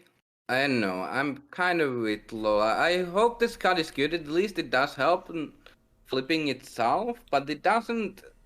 Like, it's a 4 mana bounce and you get a creature, let's say a 2/2 or a 3/3. Like, you don't get that much ahead. Even if the best case scenario happens where you bounce something and you flip this instantly, maybe you lose trade a creature or something. It's still not that good. I'm on a D+ and a C- to begin. So what do you give it, Scotty? I'm on a C and a C+, so that's going to average out to a C for ceiling. Okay. So Yeah, it's D+, D+, C. So Lola's at a D+, NCA's on a D+, and I'm on a C. Yeah, like if I have to clear a battle, then I really want to have a good reward, right? And in this one you have to clear it. And I at least want to get some like good blockers or really good attackers. And this one is like, is it gonna be good? I don't know. I don't want. When I finally defeat the battle that I gotta clear, I want to know that I'm getting something that's gonna be good on basically every board state. All right. Next up, we have a joyful. Are those all the battles? Yes, because all of them are invasions, so alphabetically they are in the same slot or about the same slot. Okay. They are. We have the battles in color still. Yeah, we have in color battles. It's gonna be interesting when I come to in color battles because some of them feel better than the dual colored ones, which is weird. Yeah. Which is so weird. Joyful Stormsculptor for 3 and a blue and a red. You get a 2/3 human shaman that says when this guy enters the battlefield, create 2 1/1 blue and red elemental creature tokens. Whenever you cast a spell that has Convoke, this guy deals 1 damage to each opponent and each battle they protect. Okay. 5 mana, 2/3 and 2 1/1s. It's like what? 4/5 but spread out over 3 creatures. I'm fine with that. I like my 5 drops to get me few creatures, so removal. So I don't care that much about removal. It's not like you're getting a lot. Like it's not like you're getting like a 2/2 and a 1/1 and oh, that's a lot of stats. It's still not huge, but very nice against removal. When you're convoking, dealing 1 damage is kind of meh, and dealing 1 damage to battle could be alright. The Izzet battle is kind of whatever, though. So that's not the one I'm trying to clear. And these tokens are never artifacts. They're always like elementals. So what's up with the artifact team again? What's happening? I'm okay with this. I don't care about it though. I don't think it's gonna be a high pick. I'm gonna go with a C-. Like, I'm just gonna go with a D+. I'm never ever gonna splash this, and this is not gonna put me in this color. And in color, Still 5 drop. I'm okay with like a C or a C minus. You guys choose something, one of those. Or something else we can choose.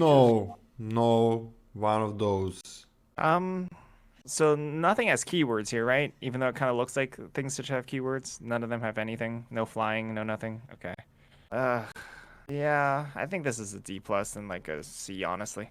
Yeah, I like this a little bit more. Not much more, but it does create you 3 bodies for Convoke, and I'm not really expecting to run out of cards that easily in blue-red. So you do get 3 bodies for Convoke, which can easily mean that you can play this and like cast something like Invoke the Mind, so whatever the card is called, for 0. If you have one other creature, which is really nice. I don't really care that much about dealing 1 damage to its opponent in each battle, but I think 5 mana 2/3 that creates 2 1/1s in a prowess, not a prowess, in a Convoke environment is pretty nice.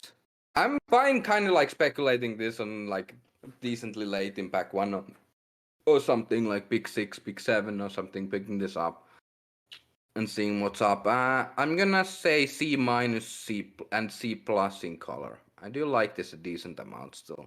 I'm sold. I'm sold. I'm sold on the clunky 5 drop. It was very easy to sell me. Same. I'm on a C minus and a C. What about you, Wait, Scotty? I was the highest on a 5 drop. What? Oh fuck. Yeah, what the hell? I gotta say, 2 blue commons with Convoke look amazing, and I guess I don't know. I guess the red and the other blue one can work. And what about a frog? What about a frog, man? Oh yeah, you can play this and then play frog for 0. Nice. What the hell? But I can imagine a deck where... And nothing still creates artifacts. Anyways, I can imagine a deck where the frog is playable, yeah. yeah, where you're like, you have that blue card draw with Convoke. There's a 4 mana instant speed blue card draw with Convoke, 2 cards. That card I think is amazing and just incredible. And I mean, this does, like, you can play a few of these and play a lot of those, and then these are blue and red, so they help you with both blue and red colors. And then you can also have the quasi removal with Convoke to help. I mean, yeah, I'm on a C minus and a C for this as well. And but those Convoke cards are whoo la la. I can't even see this going to a B minus in color actually, because there is a chance you are like pretty low on things that make multiple creatures, and you're really mana hungry and stuff. There is a chance this is actually like actively great. Yeah.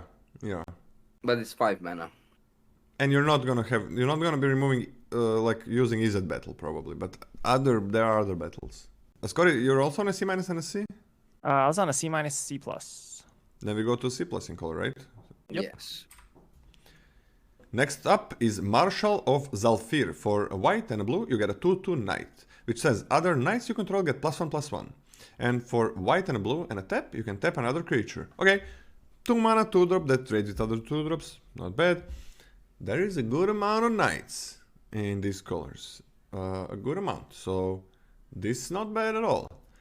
And it can act as a removal, tap any creature later on. So I like this a lot.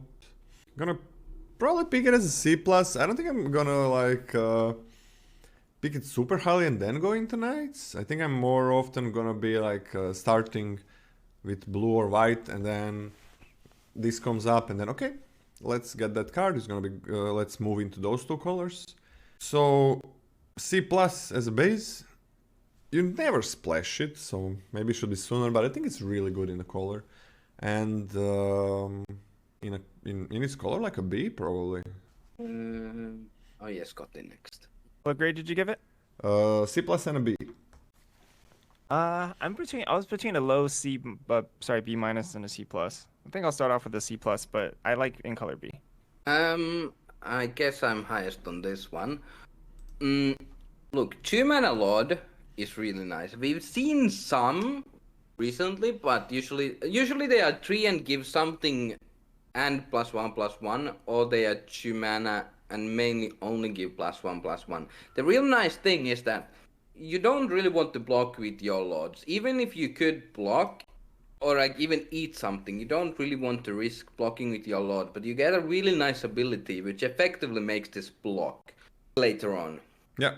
And giving like basically all of your creatures +1/+1 is really nice. I think this is a B+ in color, and I'm picking it like a B-, I guess. B. B- then Which or one is B? it? Let's go with the B-. I think it's gonna go up because I think blue-white is gonna be great, but we'll see. That's exactly what I wanted to say, yeah. Blue and white, without even thinking about how good they work together, look great. And they also look like they work very, very well together. So, yeah, I think blue-white is going to be a really good color pair as well. And then all of these multicolor cards in that color go very highly. Like, for example, we had in the green-red in Xerex LB1, you were super happy like picking that card pretty easy and just pretty quickly and saying, okay, I'm just gonna be red-green. And I think that's gonna be fine here. Which I don't believe is gonna be the same for black. Like you get a really good, you see a good black multicolor card and you're like, okay, I'm not sure if I want to pick it right away on pack 1, pick 1 or something.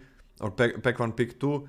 Because then I kind of gotta be black, and if black is not very open, I don't know how good it's gonna be for me. So yeah, I think this is gonna be easy to take, but we're gonna see.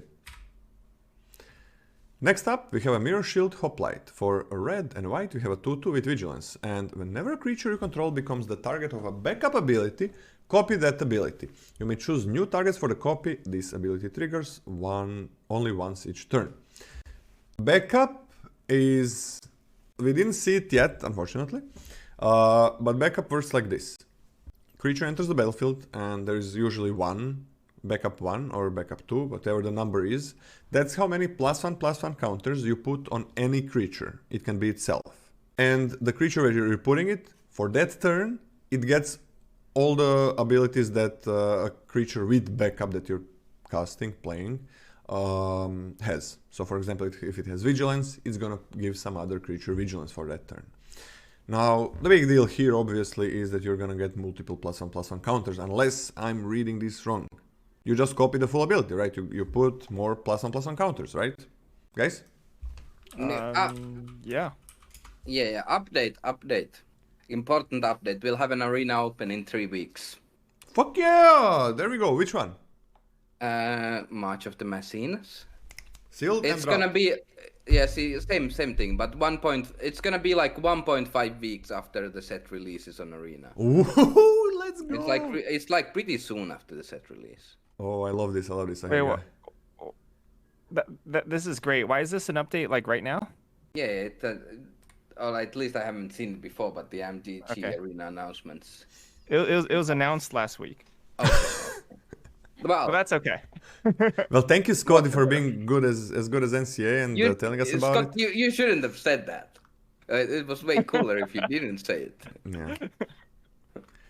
So, okay, in red we have 2 common cards with backup, and one of them is kind of bad, I think, and one of them is really good, I think. In white we have, well, the 1-drop is good with backup, we have a flyer which is kind of whatever, we have a 3-drop, a 1-drop and 3-drop, and if all the backup creatures are good, that's fine. There's like, I don't know, like 6 of them. I think 3 are gonna be really nice, maybe 4. Well, if you have 3 or 4 commons, a whole archetype can be built with those cards in mind. That is not a small number of cards that work with something. These guys that 2 Vigilance in the end, it can trade off. It's if you just play 1 card with backup, it's gonna be fine. But yeah, when you have 3+ commons that look good on their own and work with a certain card with synergies, that's more than enough. It might look, when you're inexperienced with card reviews and evaluating cards, it might feel like 3 is nothing. 3 feels like nothing. No, 3 commons is enough for a full archetype to work. Commons. That's the most important part. So this is gonna be good in the archetype. I mean, you trigger this once or twice. That's pretty fucking huge. I mean, If you have a couple of these, you just start playing bad backup cards all of a sudden. So, and it's 2 visions in the end. It's not the end of the world. It's not great, but it's hard to cast. I'm gonna C plus and B in color. So you're on the same level as Marshal of Zhalfir, right? I guess B my. I guess. Let's have it as a C, because this is this is not gonna put me in the color. Okay, let's have it as a C and B minus. Yeah, because I'm not taking this and then I'm gonna be backup. I kind of already be in those colors and then take it. Never splashing for this guy. So yeah, okay. Yeah, I think this card is good. I even think the solid rate of dropping down 2 and trading off with something is pretty decent. C, B minus for me. Yeah, I'm gonna C plus B. This can create some incredibly busted curves mainly. Sometimes it's not gonna do that much, it's just gonna trade, but if you go this into a 3-drop backup card, you basically win the game. I mean, make it a 4/4. Okay, I know we were comparing to Conclave Mentor before, but this is sort of more apt to Conclave Mentor, right? Yeah. And Vigilance is real. I think Vigilance is gonna be quite nice in this set compared to other sets. Like battles. Sure, it's always good, but it's nice that you can attack opposing battles and then block battles. With creatures. So I really like the look of Vigilance in this set, specifically. I'm still on a C and a B minus, but this is gonna be good in its archetype. Because you're gonna be playing all of those cards anyways. What is the ceiling in the end? A B. I raise man up to a B. Okay. Next we got a Mutagen Connoisseur.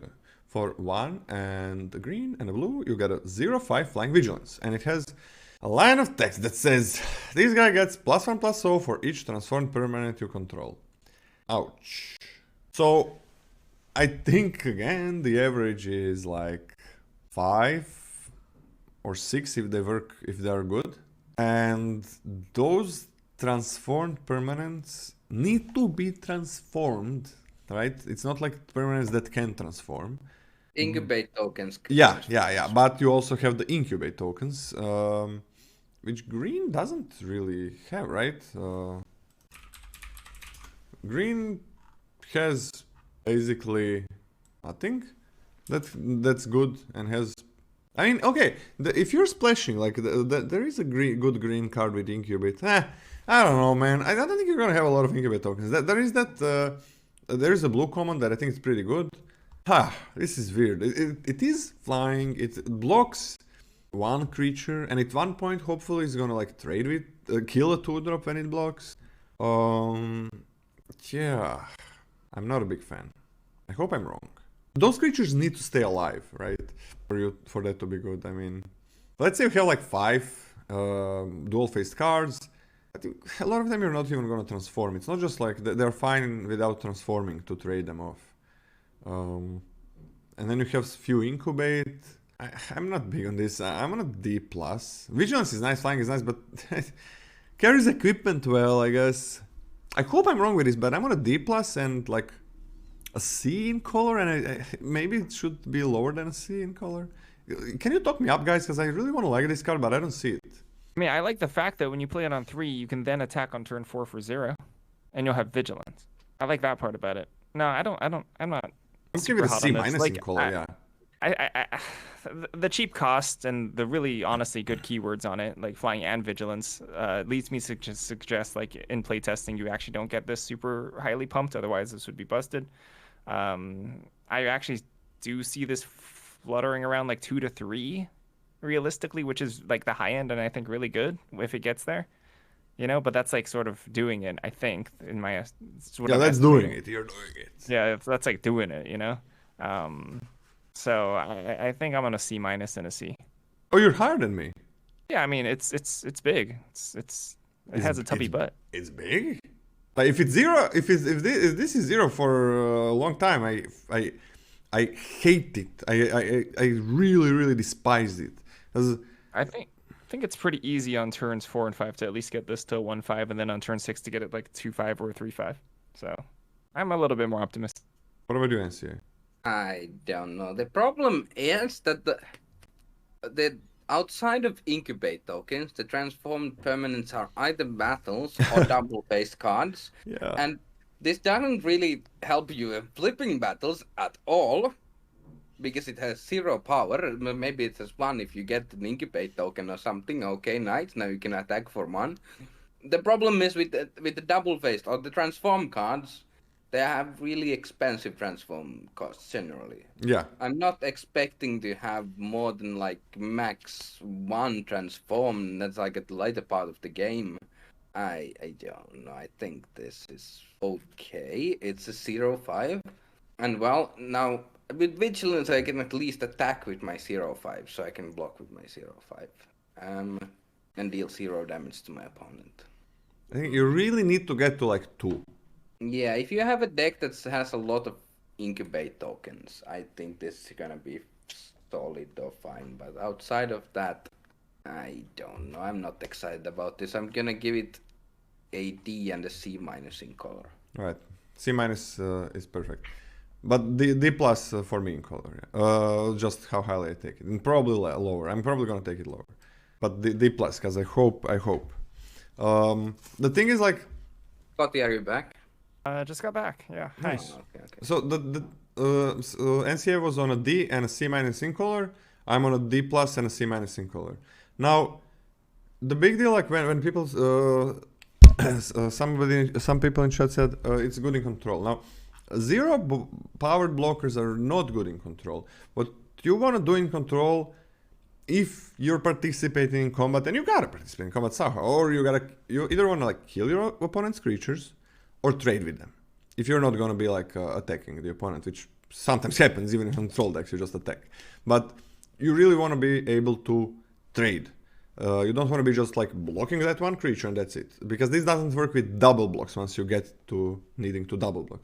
Plus, even when you're like a slow control deck, there is gonna be a good amount of time, like 0 powered creatures in a slow control deck make it impossible for you to take over the aggro plan. Like, the best way to win against an aggressive deck when you're a slow deck is to be the aggressive deck. Now, of course, that's something you don't expect, but this is, it's limited, no deck is perfect, plus it's a card game, you draw cards, right? You're not gonna play 20 2-drops.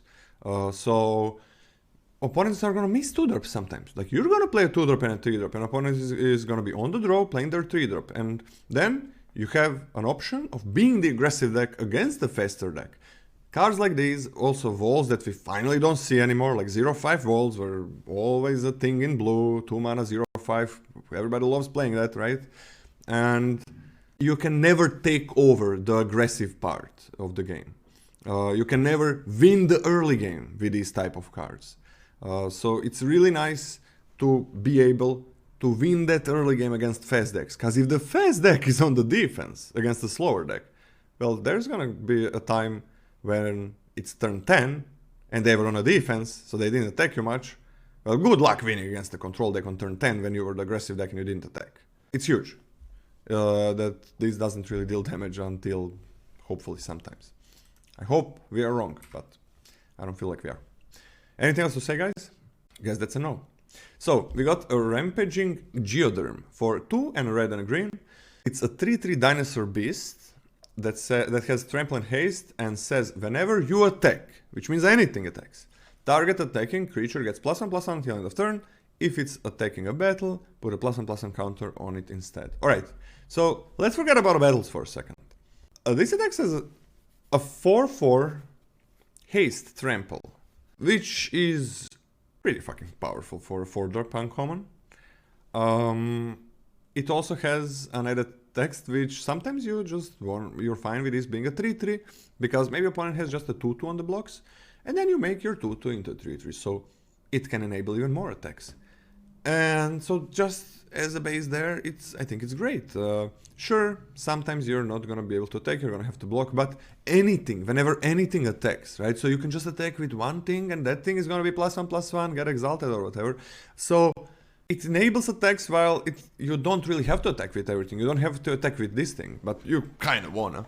Now when you're attacking battles, this is for a reason why we're saying in Gruul, maybe I like this battle. Some battles we would not like in other colors. This really tells like what Gruul feels like it's gonna be about. Hopefully it is, because I like the idea of battles. Like not dealing that much damage to face, but getting a bigger and bigger board, and then you have a billion decisions to make, because it's a huge board with a lot of effects. So this one, when anything attacks battle, you put a +1/+1 counter on it. So this never has to attack. You can attack with those menace creatures, you can attack with, I don't know, that touch, you can attack with your 2 mana guy is gonna be a 4/4 trample when it attacks that battle, and it's still gonna be a 3/3 later. Your 3/3 is gonna be a 4/4 indestructible. I'm just talking about the cards that attack battle well. I love this card even when you're not attacking battles. I think it's amazing. I'm gonna give it like B- and a B or a B+ in color, but a B- as a base. What about you guys? Scotty, if we cannot hear you. Scotty broke again, I think. NCA, you wanna lead the way? Oh yeah, sure. So this is basically a Thundering Raichu at home, basically. And Thundering Raichu was this, in my opinion, the second best card in Mono Red in Neo in the set. After Kumano faces Kakas and Fable was third. But it's not like that far off from Raichu, right? Yeah. It's like kind of similar. Yeah, I'm gonna B- and the B+, but this even if this doesn't give counter, it's still extremely good. It doesn't need to attack itself to give counters or +1/+1. And well, when you attack battles, putting counters on stuff seems nice. I could even see A- for this in color, but I'm gonna start this a B-, B+. Scotty, are you there? Yep, B-, B+ for me. Okay, then you're on a B+ ceiling. Love the card. Okay. Hey Ham, by the way. Ham is fighting in the chat. The people ask if it's gonna be on YouTube. Maybe. It could be. Ask me tomorrow. Then that's when I'm gonna know. Because today I'm gonna talk with my future editor, it seems. So maybe. Ask me tomorrow. Let's go to the next one. Sculpted Perfection for 2 and a white and a black. We got an enchantment that says when this thing enters the battlefield, incubate 2. And Phyrexians you control get +1/+1. Now Phyrexians, correct me if I'm wrong, but I don't think I'm wrong, is any creature that has a Phyrexian type, which means not only incubate tokens, all the incubate tokens are Phyrexians.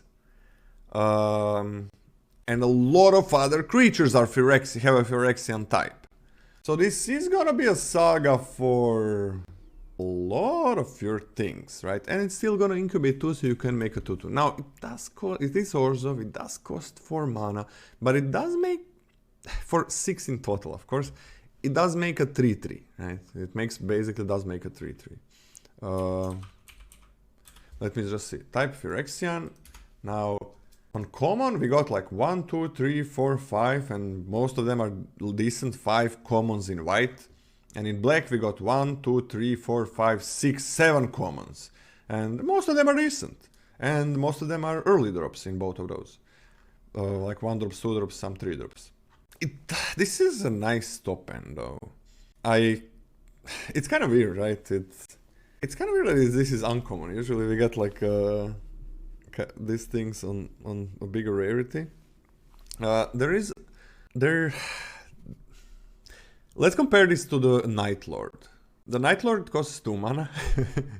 It gets you it doesn't cost 4 plus 2. But there are a lot more Phyrexians than Knights. So I don't know, it does cost a lot, but I think it's fine. I think it's good. I'm gonna go to C and a C+ in color. I think it's alright. I might be completely wrong about this, and like I hate paying so much for this, but I think it's gonna be okay. Just there is a lot of Phyrexian that you're gonna have, and it does make a creature at one point. What do you think, guys? I'm like a tiny bit underwhelmed, even if you have a decent amount of Phyrexians in your deck for a 4 mana Anthem, then followed by even just the Incubate just being a little slow. So I think I'm on like a C-, C+. Oh, actually, 1 second before NC starts, I'm lower because there's like basically the same. There's not many more Phyrexians than Knights, and Knights are better to buff as well. I'm on a C- and a C for this one. I can see it going lower, but I hope it's gonna be good. C- and a C. Yeah. Yeah, I don't love this. Like, it's an anthem in theory, which if it's an anthem for all of your creatures, I'd like it fine, but it's still a 4-drop that doesn't affect the board. You can make a 3/3 after it, but that's kind of whatever still.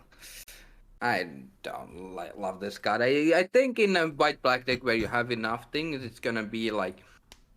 You'll want this card, but you're never gonna pick it highly, and I don't think you even care that much if you get this card or not. So I'll say D plus and C in color. What do you give it? Out of color? D plus. And C in color? Yeah. I wanna see then, it seems. Next up, it's the Stormclaw Rager. For 1 and a black and a red, it's a 2/2 Ogre Warrior, whatever. For 1, and sacrifice another creature or artifact, put a +1/+1 counter on this guy, and draw a card. Now this is the next thing is what makes it not overpowered. Activate only as sorcery. Okay. All of opponent's removal is gonna work the same. I thought this could activate at instant speed, and I still didn't think that this was that good. Oh, I think this would be like incredibly powerful at instant speed. It probably would be pretty good. Yeah. It's also an artifact. Like, there is a red equipment that makes treasures, for example. A common red equipment that I think is fine.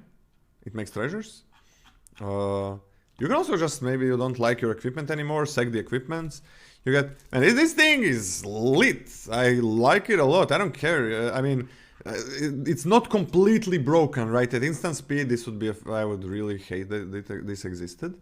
But we've probably seen even more powerful cards that are stupid and still exist on Uncommon. You can just get rid of Incubate tokens if you, I don't know, if you don't care about them, I guess. I mean, there is a black removal spell that makes a treasure. There is a common early, not that overly costed, red equipment that makes treasures, and that's that's already fine. I like this card a lot, man. I'm gonna be like, gonna pick it as at least a C plus, and in color, I'm gonna at least a B. Maybe I can go up. You maybe talk me up on it, but I don't think we're gonna do that, guys. But let's go. Yeah, I doubt that, but we'll see. Yeah, I don't know. I'm not like super hot on it. I think sorcery is a huge sad. Like, okay, what are we sacrificing? Treasures. Like treasures, which is the 4-mana removal, right? Yeah. In black. Yeah. So you can cantrip it turns your treasure into a cantrip, essentially. Yeah. Or your 4-mana spells a cantrip. What else? What else are you sacking? A treasure from an equipment for 1 red. The equipped creature gets +1/+1 and has menace. Yeah, whenever you hit them, that's awesome. That's great.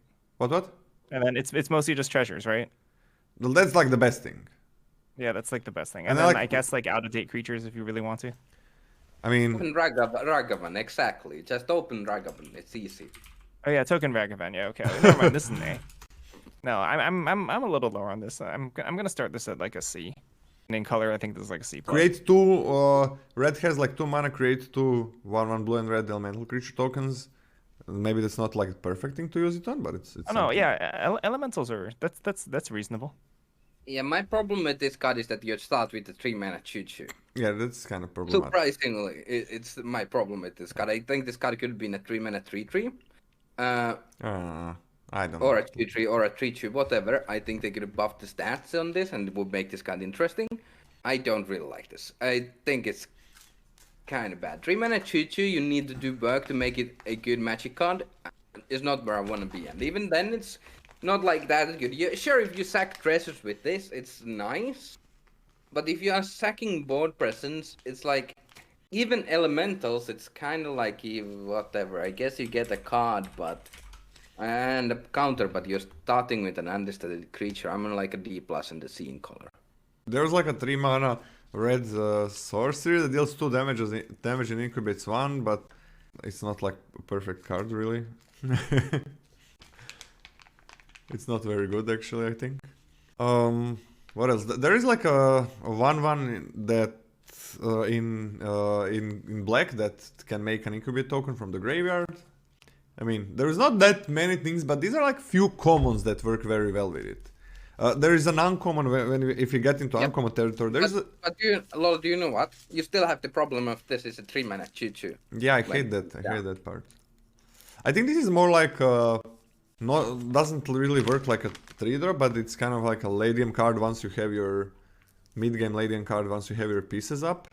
Yeah, or I could just play blue and draw my cards with a free card draw spell, and not this creature. So what grades did you guys give it? NCA is on a D+, and I'm on a C- now. I'm gonna go. What I give it? C+? You gave it a C+. Maybe it doesn't need a lot of working pieces. It's not just like you take it and you know it's gonna be great, like some others are. I'm gonna still give it a C. Okay, give it a C from me. But in color, I'm gonna like a B- easy. But it's not gonna be B- obviously. What is it gonna be? I wanted it at a C. Okay, then C. I'm fine with C or lower. All right, then Okay. CC from me, I guess. It's true, yeah. It's just not good on its own, and you kind of want that from a lot of your cards. But I think it's gonna be nice. Yeah, we're gonna see. Oh, okay. We are done with the uncommons. There was a lot because there were battles in there. Onto the rares and mythics, and Scotty, you can lead the way. Wait, I gotta use the restroom.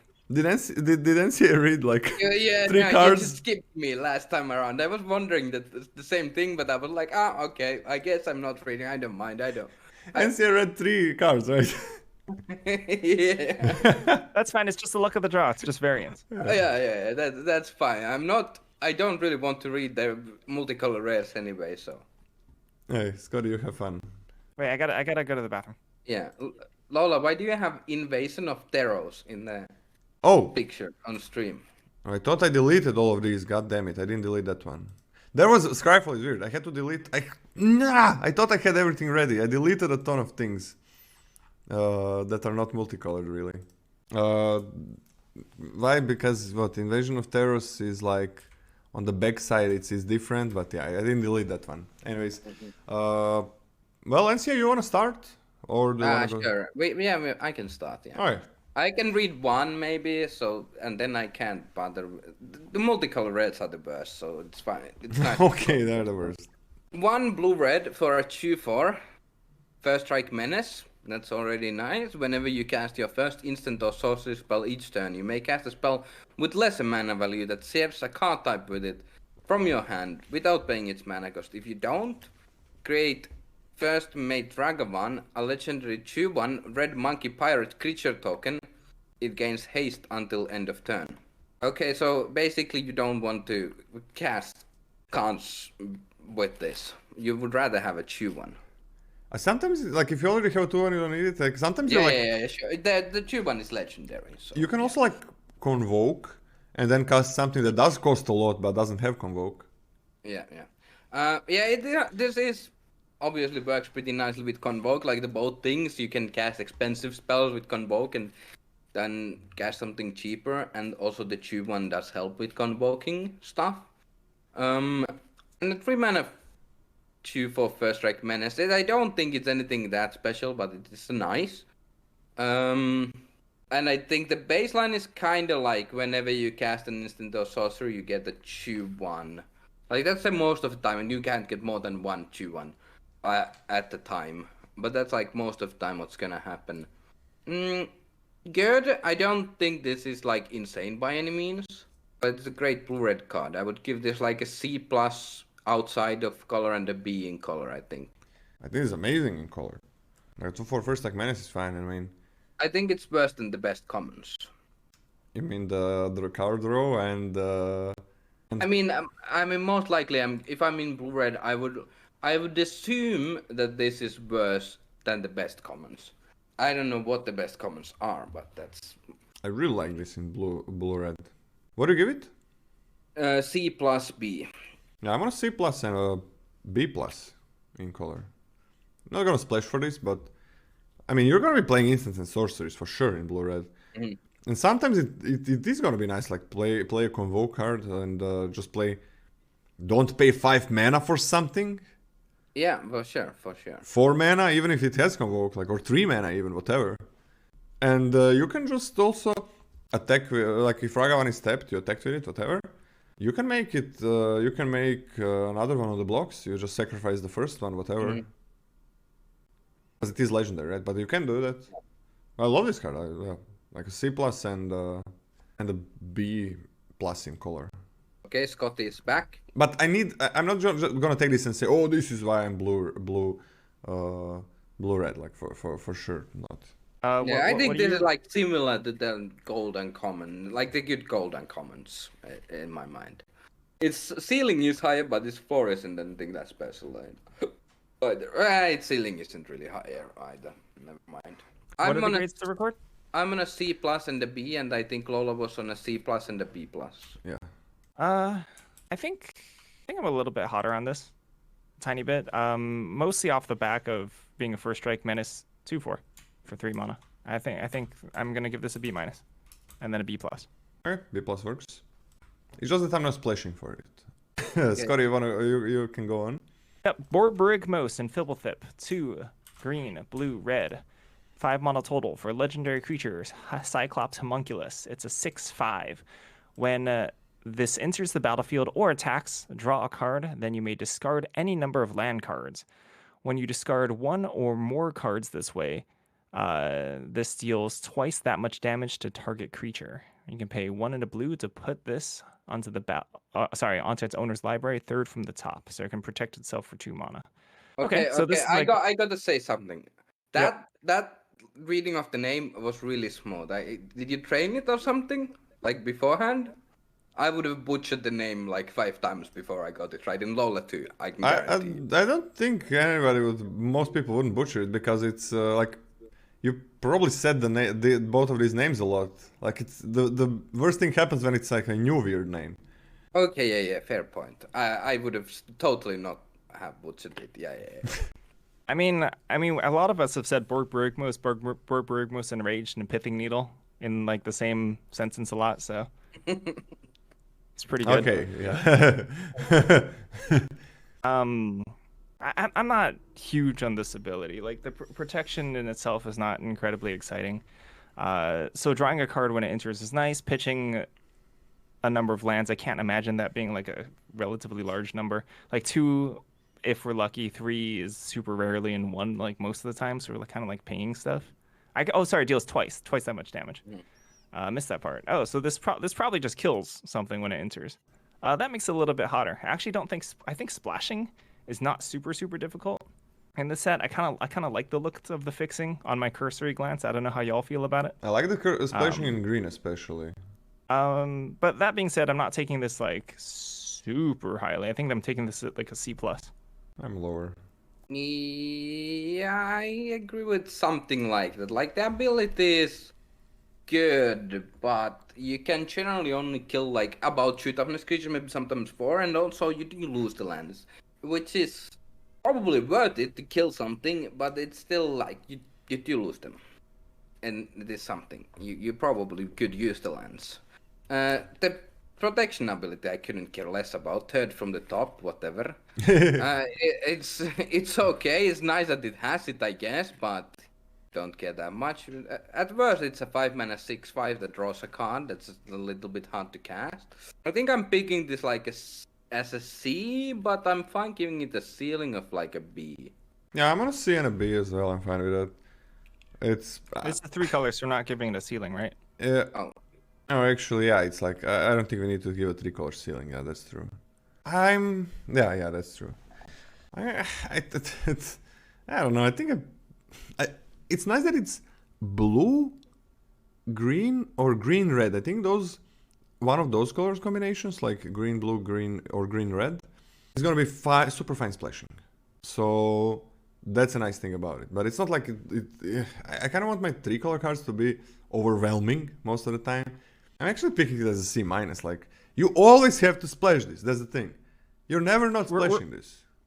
We're not missing the fact that this is a Titan effect, right? Like as in it triggers again when you attack. Yeah, it does trigger again. I know. Okay. So yeah. Surely I didn't miss that. Surely misread it. Nah. I did miss it, but How do you miss it? You said I'm it's still, worse. I still stand by my grade. Yeah, I'm on a C-. But yeah, you must splash this. That's the problem. You're never not splashing it, and that's always a cost. Like when we talk about like 2-color cards, it's still like you gotta be in those 2 colors most of the time if it's not a very splashable card, and that's fine. Like if you're in those 2 colors, like you're already in the colors, but you're never in these 3 colors. At least you shouldn't be. You're in 2 colors, and then you still gotta get access to that mana. So Lola, I do think pretty much everyone knows how limited decks work. oh, that's absolutely not true. Okay, That is fair. not even close. Fair, Not even fair, close. Fair. It's funny actually. Like some people are gonna feel like, hey, what the fuck? Well, why they're saying what the fuck? You're the one that understands. But there's so many people that are just playing 3-color decks. So many. So yeah. I'm not saying you guys in chat are playing it. This is like the best chat ever, obviously.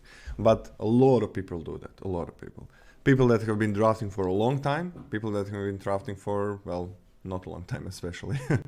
I forgot I was reading. Djeru and Hazoret. 2 red, white. 5 mana total for a legendary creature, Human God. It's a 5/4. As long as you have 1 or fewer cards in hand, Djeru and Hazoret has Vigilance and Haste. When this attacks, look at the top 6 cards of your library. You may exile a legendary card from among them. Put the rest in the bottom of your library in a random order. Until end of turn, you may cast the exiled card without paying its mana cost. Okay, so this is... I think this might be the first time we actually mentioned the multiversal legend, which is 1 in every pack. So it's not like... Normally when you see legendary creature in previous sets, you're just like, oh, that's like total trinket text, right? But digging 6 is a lot, and there's 1 legend in every pack. This is not multiverse legend. No, but what Scotty means is that there is 1 in each pack, so you're gonna have some legendary. You're gonna have some here. density of legendaries. I'm sorry. I'm really sorry. Really sorry, Scotty. No, that's fine. That's fine. There's like it's reasonable that if this triggers twice, you're gonna hit like a legend or 2. So that's fine. It's only what it attacks though, and otherwise it's just like if you don't have if you have like 2 or more cards in hand, it's a 5 mana 5/4 that does nothing, right? And then they could just kill it, which is a little sad. I'm a little bit less hot on this. I understand it is 2 colors, but the ability to me is fine, but not super overwhelming. I think this is like a C for me, and in color, I think this is like a C+.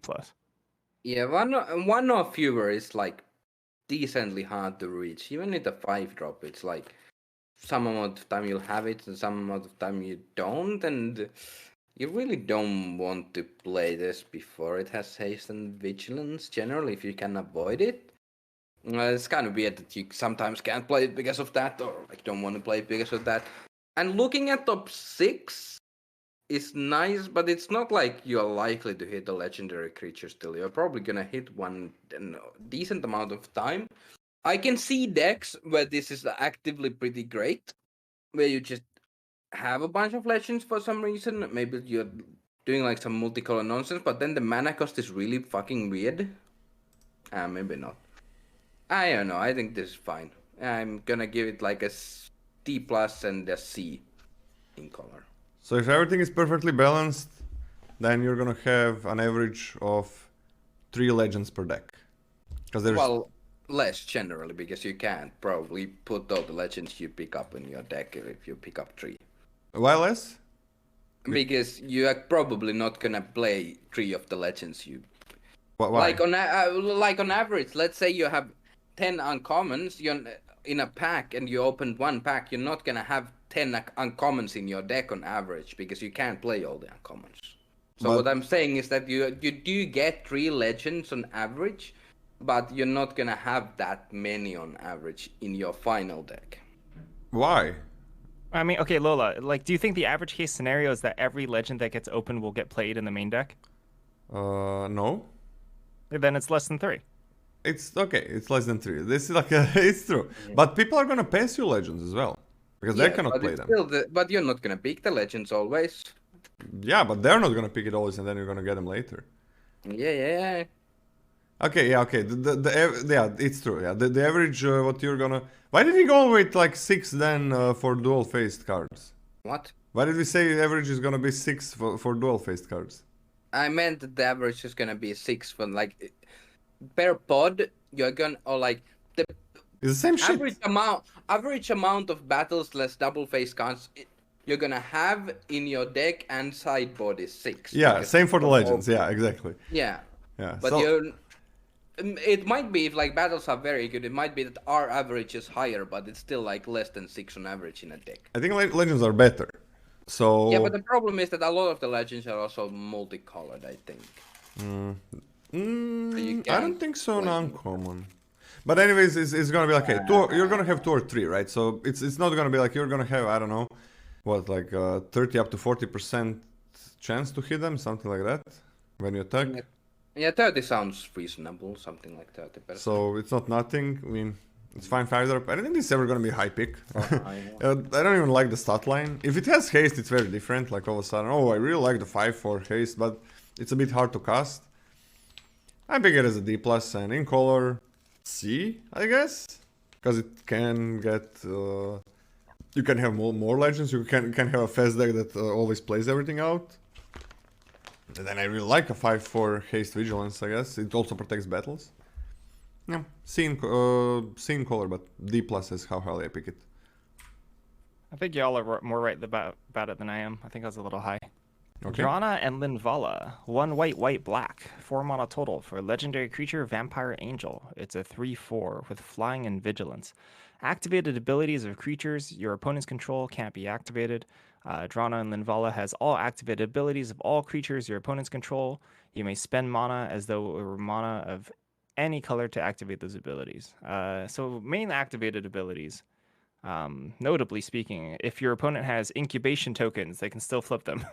Because they're artifacts and not creatures yet. Yeah. That's a little awkward, but they can't transform their double face cards, their Phyrexian double face cards, which there's a decent amount of, the ones you have to pay Phyrexian mana for. Actually, the funny part is they can try legally. You can also try. I think the funny thing is that you don't like you get the transform abilities, but almost very few of them you really want to transform into because this is already pretty big. I mean, you can't wait, is that a new rule? You can transform into... You can't transform into anything, right? No, of course you can. You can try. You can try. Oh yeah, you can try, but you can't. Yeah, you can also try. You can also I would have tried, yeah. What do you mean opponents can try? They cannot activate after your them. opponent loses 2 They life. cannot try. Only you can try. Opponents cannot try anything. No, they can. Oh, they can't. Oh, it doesn't say you can't transform. So they can't even try to lose 2 life. Yeah. Oh, that's too bad. They can't ramp with mana. Oh, that's less fun. Anyway, this is a 4 mana 3/4 flying vigilance, which is very strong. And sometimes it's going to be better. That's a good creature. It's difficult to cast. Or it's like it's not trivial to pay double white on turn 4. Exactly. It's a little bit harder than, but it's a good creature. I like this a decent amount. This is like a C+ for me and like a B. Yeah, I agree. C plus B. Yeah, C plus B. Seems fine. I mean, I like the stat line, even though it's a little bit hard to cast. Errant and Giada, 1 white-blue, 3 mana total for a legendary creature, Human Angel. It's a 2/3 with flash flying. You may look at the top card of your library at any time. You may cast spells with flash or flying from the top of your library. There's not like a huge density of flash and flying to the point where like, you can have like 100% of your deck be flash or flying.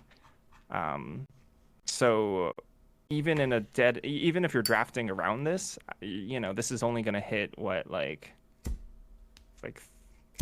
20 to 30 to 20 to 40% of the time if you're like a super dedicated deck. So it's not like we're frenzying off the top of our library at a rapid rate or anything. But this is a 2/3 flash flying for 3 mana, which is very good. That's just a very good Magic card. And I also think this is like a C plus B. Yeah, 2/3 flying flash with a little bit of an upside. In some other sets, this could be a little bit better because you have like Azorius Flyers or something. In this set, most of blue-white creatures are going to be ground creatures, probably, knights. I don't think you want to really try and build around this. because then you kind of don't play the knight. You'll have the common flyer knight, I guess, but that's probably one of the only things that you want consistently in your decks that works with this. I'm on a C and a B minus, I think. I like a 3-mana 2/3 flash flying a little bit less than Scotty, I guess. I like this quite a bit in my Azorius. Like, I don't think it's anything like, oh my god, I got this, I gotta be Azorius. Like, if I'm Azorius, it's fine. If I'm not, I don't really care about it. Like, the stat line is fine, I like it. Flash, why not? You can cast other things. But I think there is more. Like, okay, one incredibly powerful 3-drop flyer in blue that you're gonna... Yeah, that's what I meant. But then there is like, you can play the Convoke flyer sometimes. You can play the other two, the white 2/2 flyer as well. Doesn't look bad. You have some flash cards on uncommon. On common. The enchantment that makes opponent's creatures have like -X -0, and there is that hexproof guy.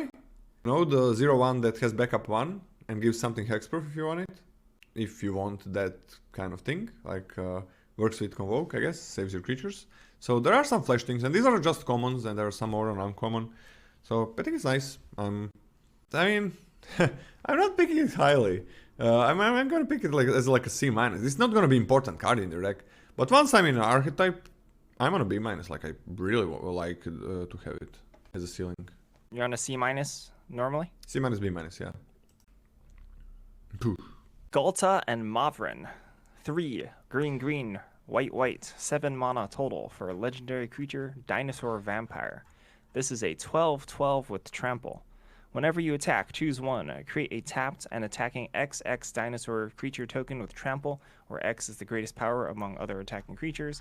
Or create X 1/1 white vampire creature tokens with lifelink, where X is the number of other attacking creatures. Yeah, so this is pretty much like a 7 mana. Then you untap with it, and you probably win the game, most likely. Well, even if you don't untap it, it works with other creatures. Oh, it works with any creature, does. Yeah. I did miss that. Any creature. Yeah, and it's immediate effect actually. That makes this significantly better. Yep.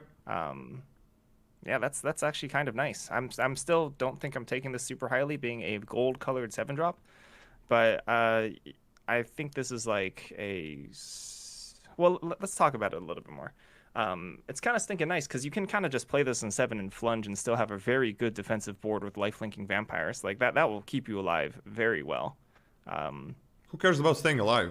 I mean, yeah, you can just kill them as well. Yeah, and you also have a 12/12 trampler. That's just like the second case. Yeah.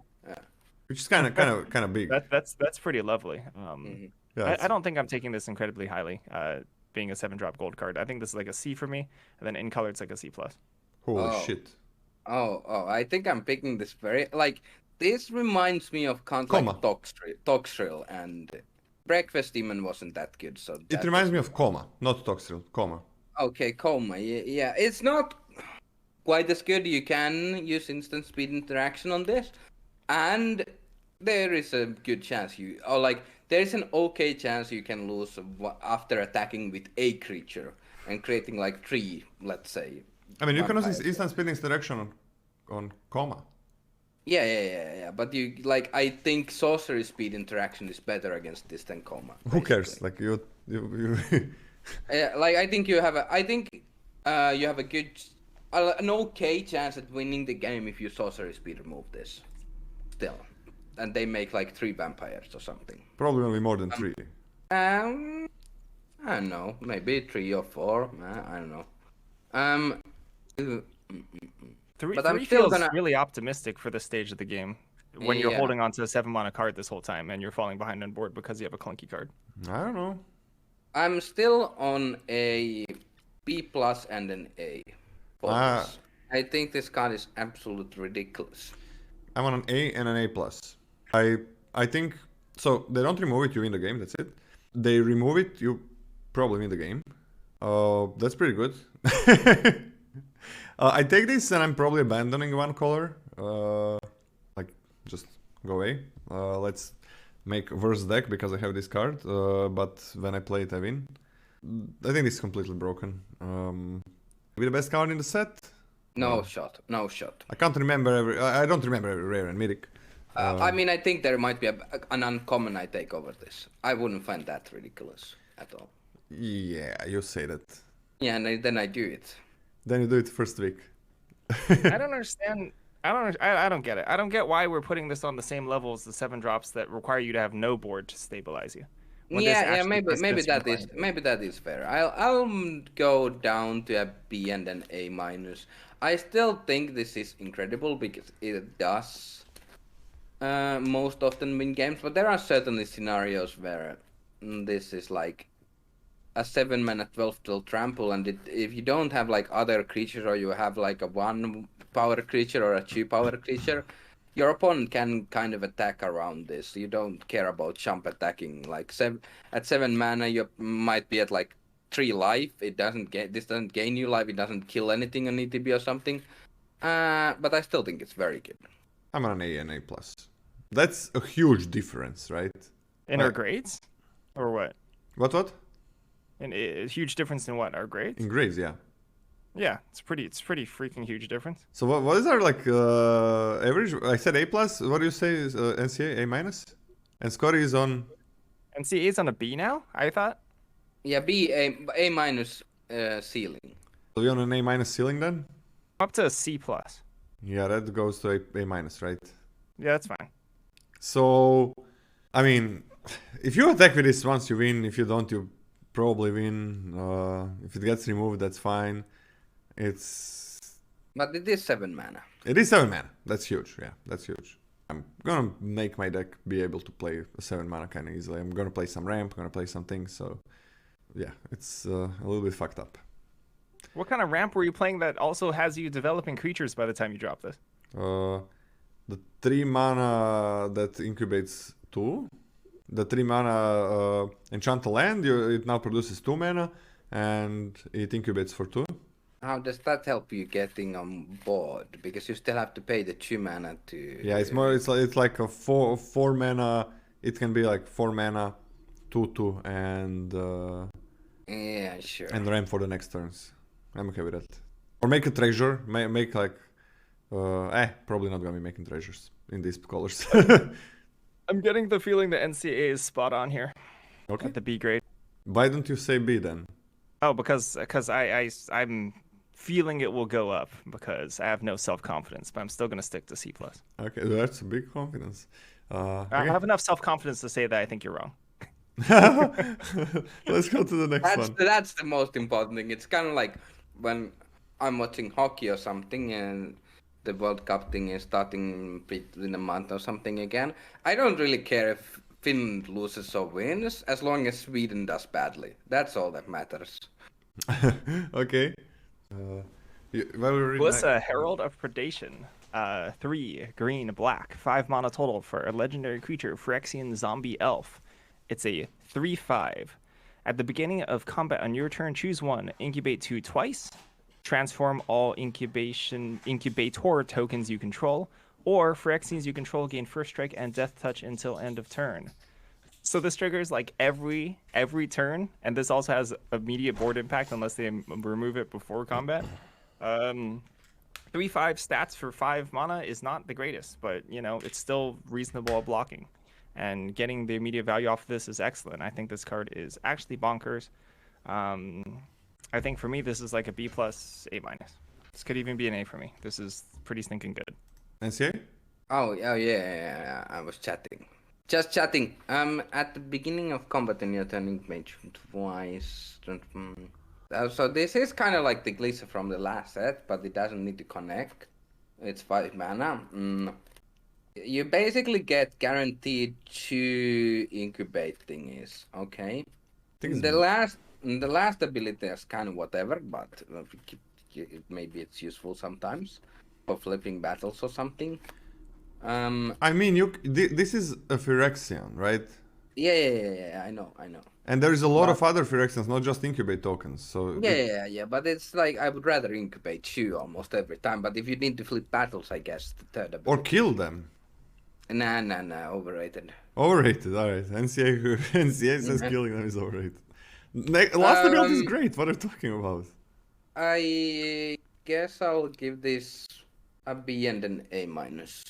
I'm on an A and A plus. Lola really likes his A pluses. I have never given this the 2 A plus in a row, I think. That is fucked up. I'm gonna splash it. I'm gonna play this like this. Even when they remove it, you gained double incubate. And if they don't, good luck. This must be removed. This card is sick. It's sick. I mean, it doesn't... for a 5-drop, it doesn't... Like, you can... If you have been really aggressive until the point where they play this 5-drop, it's like, it doesn't stabilize you immediately. It does a very good job of of stabilizing you very soon, but that's not immediately. And it's kind of fine to block with this. Yeah. You want to talk about Hidetsugu and Kairi, or we want to talk about this more? I'm done with it. Okay, sorry, I always say Hidetsugu. Hidetsugu, and Kairi. Okay. 2 blue black, 5 mana total for a legendary creature, ogre, demon, dragon. It's a 5/4 with flying. When this enters the battlefield, draw 3 cards, then put 2 cards from your hand on top of your library in any order. When this dies, exile the top card of your library. Target opponent loses life equal to its mana value. If it's an instant or sorcery card, you may cast it without paying its mana cost. I don't think the death ability is that good. Excuse me. Sorry. No. That was from drinking water. Anyway, I don't think the death ability is super fantastic. Like, I guess by the time you're not drawing something from something that you put back on top. Okay, you know, let's start from the top. Like, this is a really interesting card, I think, in terms of how you want to sequence this, how you want to play this. Stripping everything back from the abilities, this is a 5 mana 5/4 flyer, which is great. That is a good Magic card already, even though it's gold. Think about how you actually want to do the brainstorm. There's an interesting tension here between putting back cards that will actually punish your opponent for flipping it off the top and also having access to the cards in your hand. Like, your first initial instinct when you brainstorm is to just like chuck some lands that you know you won't need for the next couple turns on top, like, you know, something useless. But you do have to think about what your opponent might be holding and like how early you're playing this and how likely they are to just kill it on the spot in terms of what you're actually casting. So I think that's actually kind of interesting. You put a sorcerer on instant first from top for sure, right? If you can. Oh, I think I just put the most expensive card on top in most scenarios, but... I mean, if you have a really expensive card, then you're just going to draw. So you but won't how get many punished 6 drops are you playing? You're probably going to tap out for this, yeah? You're probably going to tap out for this. You're not going to get punished, so the most expensive thing goes on top. Ooh, Convoke! And what goes second? Convoke instances are kind of expensive. I mean, I'll put an instant or a sorcery on top if they are not low life total. Yeah, of course, yes. Yeah. Which is interesting, because that will also have the reverse effect on your opponent in that they really don't want to kill this until you have another draw step. So if they have like a sorcery piece of removal, they're struck between tension of taking 5 off of this just being a huge flyer and killing it immediately and getting immediate value. This is sweet. This is a sweet card. It takes a little bit to process exactly what the play pattern is, I think. But in the end, it just becomes, you know, a huge flyer that comes down that's really awkward to kill on their turn. And at worst gives you a brainstorm, which is fantastic. I think this card is actually stinking great. I think I take this at a B+, and in color it's like a A- for me, or probably B+ in color too. No, maybe A-. I'm gonna go A-. I'm a little bit lower on this. I do like this card is obviously great, but the die trigger is kind of awkward, especially on 5-mana creatures. It's like whatever die triggers are. And yeah, this has to die, but you can exile it, you can bounce it, you can... It's fine, bounce it. Yeah, it's like the die trigger is nice, but die triggers usually perform pretty awkwardly. So I don't like put that much weight on the die trigger.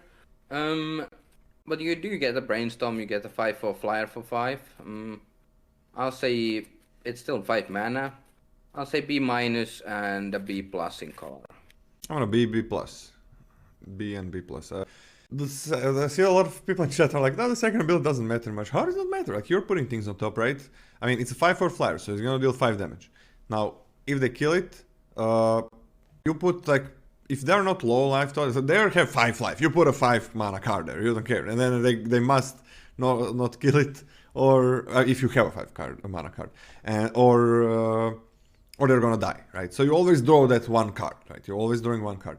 And most often, if you have something, you're probably gonna put it instant and sorcery. And there's a lot of good convoke sorceries, which cost like 4 mana, I think are the best ones. So that's 4 damage, and draw another card if he dies, right? If they kill it right away. They could have instant speed removal or something, but if they have destroy or something like that. Now, the second card you put on top, if you have that option, right, you're probably gonna put some other instant sorcery or something big that so you get to deal damage to them. So it's really good, the second part. Like if it doesn't die, it's a 5/4 flyer, which is, I mean, it's very fast lock, and you drew the card as well, and you maybe made your hand better for the next turn. And you're maybe gonna get another extra card, or at least deal damage to them. I think this is incredible, yeah. B and a B+. Not quite like a bomb, because you must be blue, and you really want to be Dimir, but you can splash for this one, definitely. But you would like to be Dimir. And this is also nice to get back from the graveyard as well, so yeah. Really, really good card. I don't think it's quite a bomb because of the mana cost. Inga and Esika, 2 green, blue, 4 mana total for a legendary creature, human god. It's a 4/4 with creatures you control have vigilance and a tap to add 1 mana of any color. Spend this mana only to cast a creature spell. Whenever you cast a creature spell, if 3 or more mana from creatures was spent to cast it, draw a card. Weird. That's a weird magic card. Yeah. So correct me if I'm wrong. If you don't, okay, like I understand the first ability sort of takes away the need to convoke, but if you convoke something off of this, it doesn't count as mana from creatures, right? Not like you would need to convoke since you have the first ability. Yeah, probably Yeah, not. but- But you probably need to tap manually. Okay. Yeah, So Not that you need to, again. yeah, not like you need to. Whack. Yeah. Not like you need to. So this has vigilance itself, and this can also tap for mana itself, which is kind of interesting. The wording on that, they usually say other creatures you control, and then they just slap vigilance on top of this as a keyword too. But this is like a 4/4 vigilance with some extra mana upside. This is not bad. It's just that I'm not like clamoring necessarily to pick this super highly, because like a 4/4 vigilance is good and all, but being in gold is not the greatest. If you have a bunch of smaller expendable creatures that you can then just start churning through your deck, that's pretty powerful. 3 is a hefty amount of creatures to tap, even if they have vigilance. So I understand like the joke here is you can attack with even your larger creatures and then hopefully convoke out something larger to help you block. But this is fine for me. I think I'm taking this at like a B-, and in color is like a B. Yeah, so pretty much the same. I'll go C+ and a B. It's a good magic card, but I don't think the drawing matters that much. If you get in the board stall and stuff, sure, but you just know that your opponent doesn't want to smash back. But even the fact that all your creatures have vigilance and they can tap, like you can play this and double spell, obviously that's like Magical Christmas Land, that's probably the best case scenario. You play this, you attack, and then you cast something else. But even on 5, it helps you double spell. Maybe you tap one or two of your creatures for mana. It's nice. Lola? Sorry, hi, you're done. I really like Vigilance, like with battles being a thing, with you maybe attacking battles and then having even more blockers. So I think Vigilance is a big deal, and it's nice stat line, it's not broken or anything. 4 mana 4/4 is normal. The added effect of drawing cards is really nice to have. I think it makes the card better. It doesn't make it broken or crazy or anything, but it's really, really nice to have, right? And the more things, like I think Blue already has good card draw, but the more creatures, the more times you do this, the more creatures you have, and so on. Even the battles become creatures at one point, so you can start casting. You can tap them as well. I like it a lot. Yeah, I'm on a C+ and a B as well. Not gonna be like picking this. Oh, now I gotta be Simic. No way, but if I'm Simic, this is gonna be one of the better creatures, 4-drops that I can get in the deck.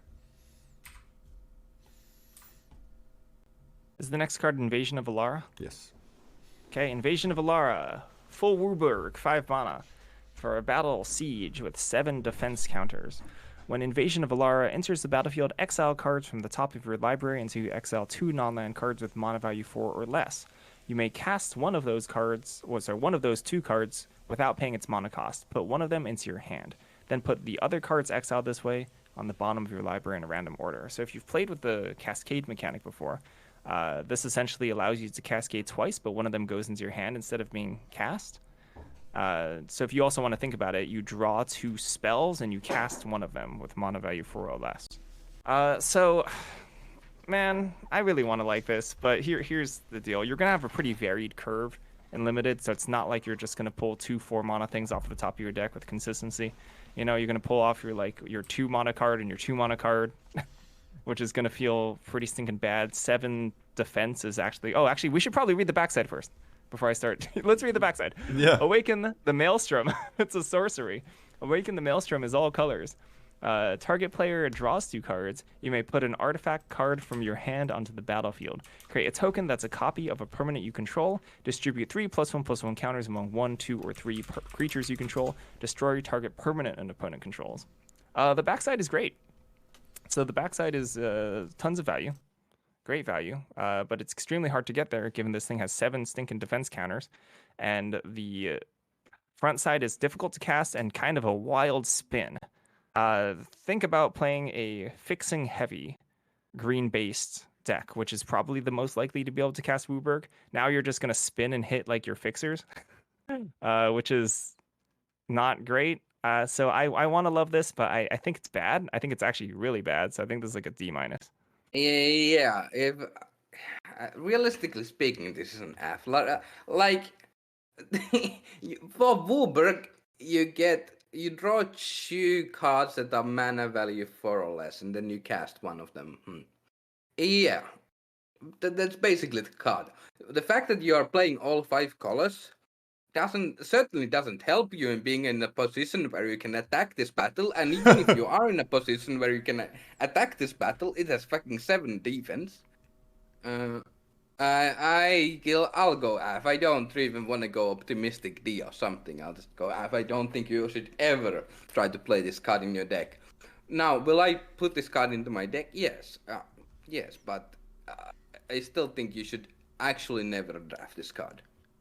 F, this unplayable card. If we are going for if you're building a deck for fun, I mean, who cares? If you're just building a fun deck that's gonna be really bad, but play whatever you want, and who cares about what card is good or not. But if you're going for if you want to win, you never want this card in your deck. The more times you put this card, the more times you're gonna lose, and never is it gonna be anything else than that. You're gonna have somebody's gonna come, hey, I got a 7-0 with this deck. Again, the more times you put this in your deck, the 7-0 doesn't matter. The lower your win percentage is gonna be, and it's always gonna be like that. So I got a tangent question mostly for Lola. So Lola, you're a Kami War hater, right?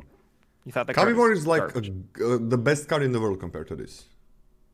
Okay, that was my follow-up question. But the you best still don't card in the world, and that card is shit. At the end of I agree. Yeah, I like Kami War, especially as a meme. Like I thought the card was like pretty solid, and not that you should pick it that often, but but this card is horrendous. Horrendous. Like the first side is incredibly bad. So you're paying 1 billion mana, not 5, 1 billion mana on turn 1 billion. 1 billion. Yeah, okay. Turn 1 billion, and you are getting hopefully a 4-drop on the battlefield for 1 billion mana. Also your deck is horrible because it can cast this card. There is nothing that makes you okay, maybe you have the 1 mana. Hey, the thing is, the biggest problem is even when you have a perfect deck for this, right? You have the bad artifact that helps you with mana. You have the green cards that help you with 1 single mana. You have maybe the Skittering Surveyor, It's 7 defense. That deck doesn't kill battles easily. If you got to a point where you're like, I can just deal 7 damage to this, you probably already won. Now, there is 1 card in green that just destroys a battle. It's a sorcery, it's a common, it just destroys a battle. Yeah? So what? But what the hell are you getting for that? You're not getting enough when you finally do it. Well, you get to put your battle in the graveyard. Wait, that doesn't defeat the battle? That just destroys the battle? It kills it. Oh my god! Oh, Yeah. it doesn't. So it doesn't destroy. It's not defeat. Yeah, that's true. It just removes the. Oh, that just removes the battle. That's shitty. Yeah. Okay. Let's forget about that card then. How the hell do you like? You're somehow already winning with your deck that can play this, right? You're somehow winning. You really, at that point, you really don't need to. You don't need this. Like, you just win the game, right? Go on and win the game. If you can deal 7 damage to this one, just win the game. Go on. There is nothing that puts like a battle from into the battlefield, right? Yeah, there's nothing. Yeah, the backside doesn't even give you enough. Like, draw 2 cards, okay. Destroy anything. Get some counters. Okay, if the backside was the front side, this card actually I would like this card. But it's not. Okay, yeah. If the backside was the front side, then would it be broken? No, the card would not be broken. If what the hell? If this card is not completely broken, like at least a bomb, if the backside is the front side, then it's unplayable. That's the thing. Like, you're gonna have to get lucky to maybe not even win the game, right? You gotta win the game with this. This has to be like win the game. What you're doing, like it feels like it's easier to make a deck that uses Door to Nothingness. Whatever. What's the name? Door to Nothingness. What's the name of the card? Door to Nothingness, the one that you tap 10 mana to win the game. To win the game, yeah. That feels simpler to do. Than Okay, Lola, this card is so obviously banned. Can we move on? Yes. Okay, nice. Invasion of New Phyrexia, X, white, blue. For a battle siege, has 6 defense counters. When Invasion of New Phyrexia enters the battlefield, create X, 2/2 white and blue night creature tokens with vigilance. The backside. Teferi, Akosa of Zhalfir. It's a legendary planeswalker Teferi with 4 starting loyalty. +1, draw 2 cards, then discard 2 cards unless you discard a creature card. -2, you get an emblem with knights you control, get +1, +0, and have ward 1. -3, tap X creatures you control. When you do, shuffle target non-land permanent an opponent controls with mana value X or less into its owner's library. All right, so the front side, right? Fuck yeah. This is just I mean, we've seen cards like this before, even without synergy, like the Knight synergy that they have in this set. It's just a good Magic card. This is a stinking good Magic card. There's, in fact, a common, I believe, in this set that's 4 mana that creates 2 Knights with Vigilance, right? And this is that, but like super modal. Crazy powerful. Like super modal. Technically, you can drop this on too and attack it with your 1-drop if that's what you want to do with your life. But no, this card is bonkers. I don't really think we need to talk more about this. I think this is an A. Do you even care about, like? I guess you do, depending on the game state. Like, I can see this, like, a lot of times you just don't even care about clearing the battle. Yeah. I don't think the Planeswalker is even like that relevant on this card. It's nice upside of it, but it's like the front side is where this card is at. Yeah, I'll go B+A. A ceiling. Yeah, I'm okay as a B+A. This is just great. Yeah, the backside is cool and all, but it doesn't matter that much. Like, this card is incredibly powerful on the front side. Like, 4 mana get 2 2/2s. I like it. 5 mana get 3 2/2s. It just gets better and better and better. Like, you're not gonna pay 3 mana to make a 1/2/2, but you can. So why not? So that's fine. But yeah, backside is. I mean, it's nice. It's a nice planeswalker, but I mean, you gotta deal 6 damage to it, which is you're gonna attack face. But I can see myself. Opponent is on 20 life. I don't know. We didn't really trade. Okay, let's kill that and get this guy. My knights have vigilance anyways, so yeah, that's pretty good. Invasion of Tolvada. If my internet would load, can you hear me? Yes. Yeah. Okay, Yeah, Invasion of Tolvada. I think it's Cryfall's fault. The page isn't loading for me either. I will just twist my head sideways. That's fine. Invasion of Tolvada. 3 white black. 5 mana total for a battle siege. It has 5 defense counters. When Invasion of Tolvada, I did click on it. Thank you. When Invasion of Tolvada enters the battlefield, return target non-battle permanent card from your graveyard to the battlefield. Flip side. The Broken Sky. It's an enchantment. Creature tokens you control get +1/+0 and have lifelink. At the beginning of your end step, create a 1/1 white and black spirit creature token of flying, which obviously, if this is on the battlefield, is essentially at the beginning of your end step, create a 2/1 white black spirit creature token of flying and lifelink, which is pretty bonkers. This is good. This is pretty good. So, like, the front side is actually not great if you want to think about it. 5 mana Reanimate Dead is a passable limited Magic card. Not fantastic. At least you can reanimate anything but battles. You can reanimate anything. Yes, yeah, anything but battles. From a land? graveyard? No, only your graveyard. You can get land. So obviously this isn't constructed. We're probably not reanimating some like super large, more than 5 CMC thing. But even if the case, like a normal case, you just trade off on curve and then you just reanimate your 4-drop again, you know, that's fine. And then when you flip this, that backside is powerful. Scotty, there's big drops have cycling. What did you say? Big drops in this set have cycling. Oh, that's true. Like, yeah, the swamp cycling. 6 drops, and 7 drops have cycling. Cycling and stuff. That's fair. No, that's true. That's a great point. So it's actually not unreasonable to just reanimate one of those 6 drops. Mm-hmm. That's a great point. I think this card's really good. I'm a huge fan. I think this is like, you know what? I think this is like an A- for me. I think this is an A- for me. And in color? An A. The backside is pretty good. Broken? Reanimate on front? Not really broken. I don't think that card on its own would be anything broken. The backside is broken once you get to it. Creating a 2/1 flyer per turn is Lifelinker? Lifelink flyer? Insane. Yeah, that's true. All of your it's very good, but it's not like. Or all of your Phyrexian incubate tokens have lifelink and +1/+0.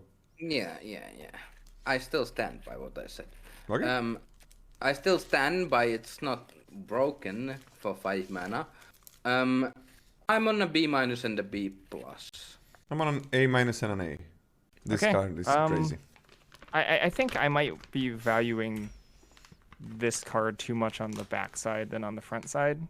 So I could see an A- being an overstretch, but I still think this is pretty stinking strong. Like, there is a white guy, a 6-drop, that's, I don't know, 3/5, I think, that exiles something when it enters the battlefield until it leaves the battlefield. Like, that one, and it's a common card. So you cycle that one. It's a 3/4, okay, 3/4. It's like you cycle that one, and not that hard. You get that one back, right? Now you can also attack better, and you like I'm gonna do everything in my power to clear this, because then 2 turns later I win. There is a black guy that's a 7-drop that has like it's a 5/5 menace, and it has +2/+2 backup 2, so it's gonna give a +2/+2 forever, like 2 +1/+1 counters on something and give it menace. So the big white guy and the big black guy are fucking amazing with this. I don't even care about that. I mean, just getting, I don't know, 3-drop or whatever. If I can flip this, it's that's it. Why is everybody laughing? It's like, what's happening? I mean, I didn't say anything wrong or bad. No, the chat is being chat. Chat is being chat. Okay. And Scott is being chat. Scott is always chat. Next time Scott does a tier list with us through chat. His Discord doesn't work anyways. God damn it. So, yeah, I think you're gonna go way up on this NCA. Like, opponent is gonna clear this on you, and you're just gonna lose. Or I'll win. Or you'll win. Like, I'll send you a screenshot first day when I win against this, when it's flipped. Okay, first day you're gonna play against this, and first day you're gonna. You mean like okay, first time I'll play against this. First time, okay. Also, I think like people are the average opponent is gonna be a little bit. I think this is gonna be a very interesting set where, at least in the first like month, maybe even, there's gonna be. I mean, we're gonna be doing some mistakes, obviously, but like the average player, I think, is gonna do incredible mistakes when it comes to attacking battles or blocking against battles, right? I can see, like especially in the first week, like opponents trading creatures, chomping with creatures, and total of those creatures is gonna be weaker than the flipped side of like an uncommon battle. Like I'm sure that's gonna happen. Like people, sometimes you see in Mythic even, you see like people start chomping way too early. When they don't need to, they're not gonna die. And this is like, oh my god, opponent is gonna get a 4/4 ward to let's lose all of my creatures so they don't, and what am I doing now? it's gonna be very interesting. Now, just gonna fuck with me when I make mistakes. Everybody's gonna do mistakes. I'm gonna make mistakes as well. That's fine. I'm okay. The best thing about Magic is that you make mistakes and learn. It would be boring otherwise. But it's gonna be very interesting. I think it's gonna be pretty high, like skill ceiling when to attack battles and when to not. And that's gonna be welcome because like one was like just attack, and that's it, and block, attack and block, and nothing is a Actually, resource. combat in one was pretty good, but Oh, fuck that! Like there was a blast. I mean, and then and blast which always kills 1 or 2 creatures. okay, one had top tier combat. Let's put it this way, but the set overall had some flaws. And there was like toxic. Oh, I got a block, even though their tricks were good, and now they draw a card, and I had to block a few times, or opponent has to block, and if they don't, I don't know. I don't want to be forced to block. I want to choose. Should we go to the next card? Maybe. Kogla and Yidaro, 2 red, green, 6 mana total for a legendary creature, ape, dinosaur, turtle. It's a 7/7. When this enters the battlefield, choose one. It gains trample and haste until end of turn. Or it fights target creature you don't control. Also has another activated ability. You can pay 2 red, green, 4 mana total and discard this. Discard up to one target. Destroy up to 1 target artifact or enchantment. Shuffle Kogla and Yidaro into your library from your graveyard, then draw a card. This is actually like a hybrid between a massive 6-drop, incredibly impactful, and a Slice and Toin. This card is actually bonkers. I think this card is bonkers. Like, this is relatively cheap for a high-end card, right? Mm-hmm. Like, oftentimes, like, huge game-swinging effects are like 7 mana. I'm used to in Limited, but 6 mana is obviously much cheaper, even though it's a little bit difficult to cast. Yeah, this feels like a 7 mana creature. This has an emergency flexibility button. If your opponent, for example, plays a stupid like Invasion of Tolvada, and you're like stuck on 4 mana, and they're about to flip it, you can just kill it and cantrip off of it, which is crazy. This card is crazy to me. You can't destroy battles with this. Oh, you can't? Oh, well, yeah, it's not a... Sorry, I just assumed it was an enchantment. The backside's not even an enchantment, right? No, the backside's an enchantment. Oh, yeah. Oh. Yeah. Okay, yeah. But I thought you were talking about the front side, but yeah. Sorry, I think I misspoke. After they flip it, and you have to emergency button kill it. Hey. Wait, you don't kill battle with this, right? Because battles are not enchantments. It flips into an enchantment, and then you kill it. Yeah, the specific battle. Wait, you mean the last one? Yeah. Oh god damn you! Okay. What did you give it? What grade did you give it, guys? This is an A for me. This is in my opinion the best card we've seen. A and the ceiling A plus. I don't think it's far off. I'm gonna go a little bit lower. I'll go B and then A minus. I agree. God is great. Only 6 mana for a 7/7 that fights. Yeah. So the most important thing to take from this card is that Yidaro is like weak little shit, because Kogla on its own is way better than this card, right?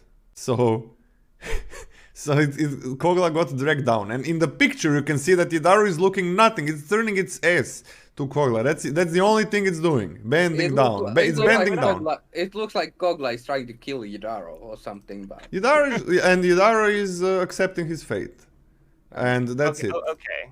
We don't have to fight about this, but we're disrespecting the haste that Yidaro is bringing here. Haste is big game. Yeah, fair. Haste is nice. Yeah, haste is really nice. Yeah, haste. Yidaro did something. Fighting something, I guess. It made it multicolored. It made all the other effects weaker, but it does give haste. I mean, it's amazing. This feels like 7-drop, but maybe the haste is because Kogla got mad because Yidaro is just on the way, and now he just wants to kill Yidaro very fast, so it got haste. The thing is, like, basically always these fights, so it kills almost anything. But it's always nice to have your 6 mana 7/7 be able to have trample, haste, and just win the game. Like that is nice. And you can do 4 mana. Like if you're in a pickle, there are games where you can't wait to cast a 6-drop, and then this can do something. And it's also up to 1, I guess, so you can cycle it, which sounds pretty bad. But you can kill an artifact enchantment. And maybe a Phyrexian token. And maybe they made it 5/5. They played that green card and you're like, okay, I gotta kill it. I mean, but you're obviously 99% of the time playing this as a 6-drop. And it's amazing. I think I'm picking this as a B, because it is a bit hard to cast. I think I myself gotta be red-green. Even though I really hope there is like the set, because of battles and everything, maybe is not gonna be as aggressive, even though they're really good attackers. But I hope it's not gonna be that aggressive. I don't think battles help the case of being a slow set. That's true, but like I think battles will create longer games, but the games will probably still feel faster because they are gonna like take up more time to end. But snowball is gonna be real, right? Yeah. The thing is, like, I think a lot of lethals will be missed. A lot of attacks to face are gonna be missed because battles are present and you can clear a battle. So I think that's gonna help.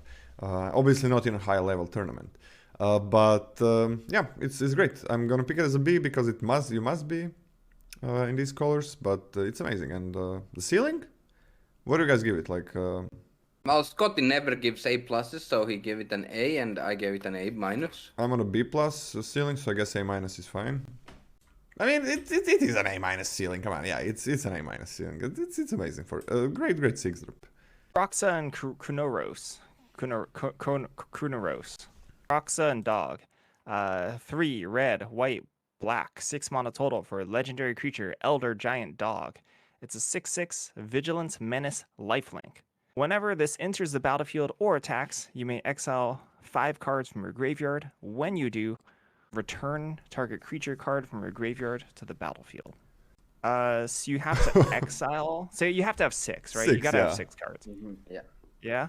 And then you exile 5 of them and return the 6th one, at minimum. Mm-hmm. Which is interesting. So this is a difficult to cast 6/6 Vigilance Menace lifelink. The lifelink is absolutely massive here, especially having Vigilance in terms of it plays attacks and defense super well in terms of stabilizing you. This can, if you play this late enough in the game, essentially put 2 creatures on the battlefield, one of your choice from your graveyard of 6+, which is pretty stinking good. This does a lot of pretty stinking good things. The only difficulty is the 3 colors. Big difficulty. I think I'm taking this one at a...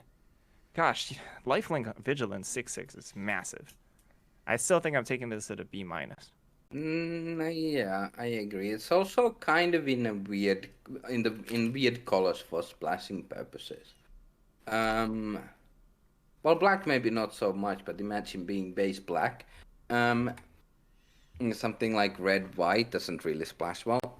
I'll say C plus where I picked this. It is obviously really powerful if you get it down, but 3 colors and, well, it still dies to removal. If we were giving ceiling grades, I would go like B or a B plus, but I'll say C plus. I'm lower than that.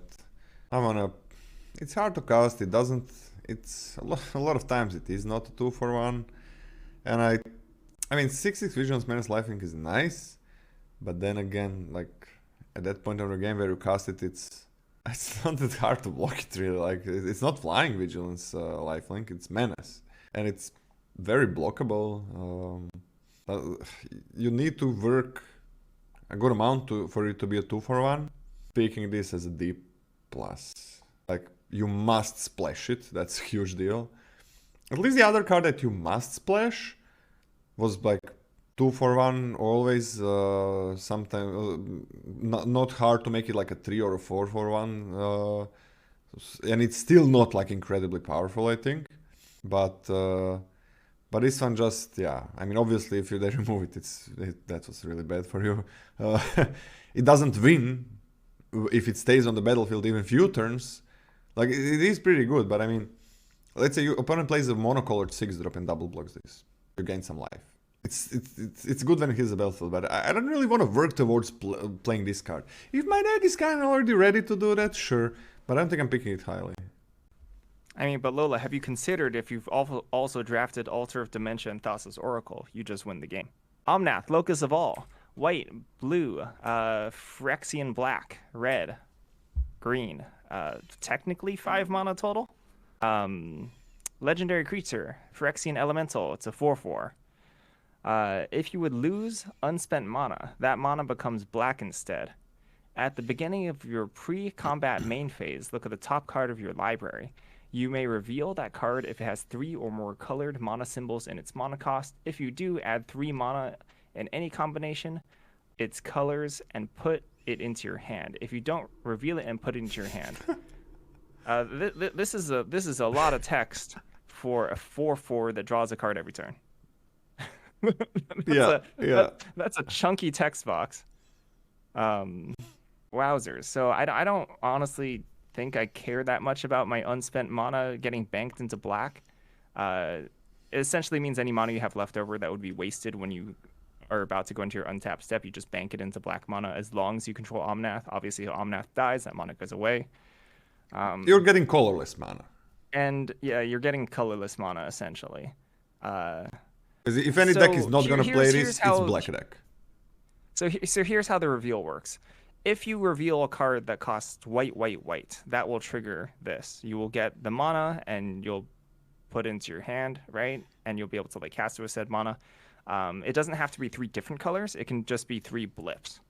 That being said, your deck is not going to be filled up with that many of them, if any at all. I think this card is not worth it and pretty bad. I think this is also a D-, sadly. At least this is better than Invasion of Alara. Oof. Like, this is so much better than Invasion Not of even Alara, close. Not actually. even close. For that reason alone, I'll give this a D- instead of an F. Yeah, like this card is infinitely better than that card. And 0 times infinity is 0, so F, this is unplayable. This is so bad. This is way worse than most of the Okay, fine, I'll join you at that. Yeah, like way worse than most 3-colored cards that we saw. By the way, get this left one like C- from me. I mean, it's... Because I guess like that's the average, like it's way lower in most times I pick it, but sometimes when I'm in these 2 colors and it's easy for me to splash it, I'm gonna play it. And I guess opponent sometimes mills me as well in this set a bit. So yeah, the last card is a C- for me, still kind of bad. But yeah, this one just unplayable. I mean, why? And you are getting colorless mana. Like, let's not pretend. Like you are not playing this in a black deck. If you're black, you don't play it. If you're not black, well, you still don't play it. But let's say you would never have a black card or need for a black source. So you're getting colorless mana, which is still fine. I mean, all of these are good effects. But you gotta fuck up your deck to play a card that there is no board presence that you're getting here. When you cast a card that costs 4 different mana, the main thing in limited is board presence, not card advantage, not slow card advantage. You don't even get the card immediately. You have to wait a turn until you get the card. Yeah, pre-combat main phase. Hey, what the hell? So slow card advantage. No, this is no board presence. This is like a 0/0 in terms of stats. Like when you play this finally, this is gonna be a small nothing. So yeah, not worth it in any deck. Quintorius, Lore Master, 3 red, white, 5 mana total. For a legendary creature, Elephant Cleric, it's a 3/5 with Vigilance. At the beginning of your end step, exile target non-creature, non-land from your graveyard. Create a 3/2 red and white spirit creature token. And you can pay 1 red, white, 3 mana, and tap it to sacrifice a spirit. Choose target card exiled with Quintorius. You may cast that card this turn without paying its mana cost. If that spell would be put into the graveyard, put it into the bottom of the library instead. Woo! That's a lot of text. So this is 5 mana, 3/5 that at the end step you create a 3/2, and then eventually you can tap some mana. You have to pitch the spirits and then get some of those cards back if you so choose. I think a vast majority of this card is just going to be a 3/5 that generates 3/2s at the end of your turn. If you don't have a graveyard, it looks like you don't get the spirit. That's correct, right? Yes. Yeah, you need a non-creature, non-land. Yeah. Non-creature, non-land, which is not trivial, right? Actually. Maybe enchantment. Gosh, actually, for these colors especially, it's not trivial, especially given the uncommon. It seems like you kind of want to be creature beaten down, like the invasion of Kylem in these colors. Still, I mean, this color white has like a trick on common that you want to play like 5. Yeah, so that's fine. I think it's not super hard to get the first one, and honestly, if you get the first one, this card's pretty good. It's amazing if you get the first one. This card's pretty stinking good. I think I'm gonna take this at a B-, and in color it's probably like B. Yeah, it's 5 mana. It's a little bit clunky, but it is pretty good. You generally can make at least one spirit, I guess. Yeah, I'm on like a C plus and a B in color. Oh, I'm on a like B and a B plus. So I guess we're on a B on a ceiling, right?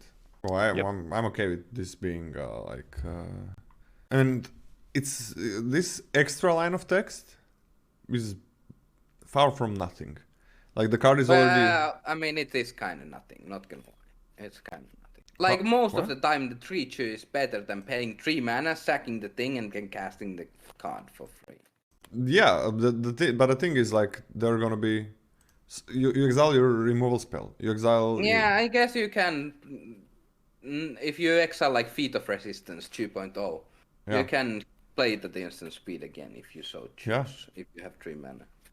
Or a removal spell. I mean. Yeah. It's far from nothing. I mean, that's not what sells it. The first line of text is what everybody's looking at and should be looking at, but the second line is really great. I'm okay splashing this card. Super okay splashing it. Like, usually the later it hits, like, you have more chance to activate it every single turn for no mana. Yeah, I hate splashing, so I don't consider that.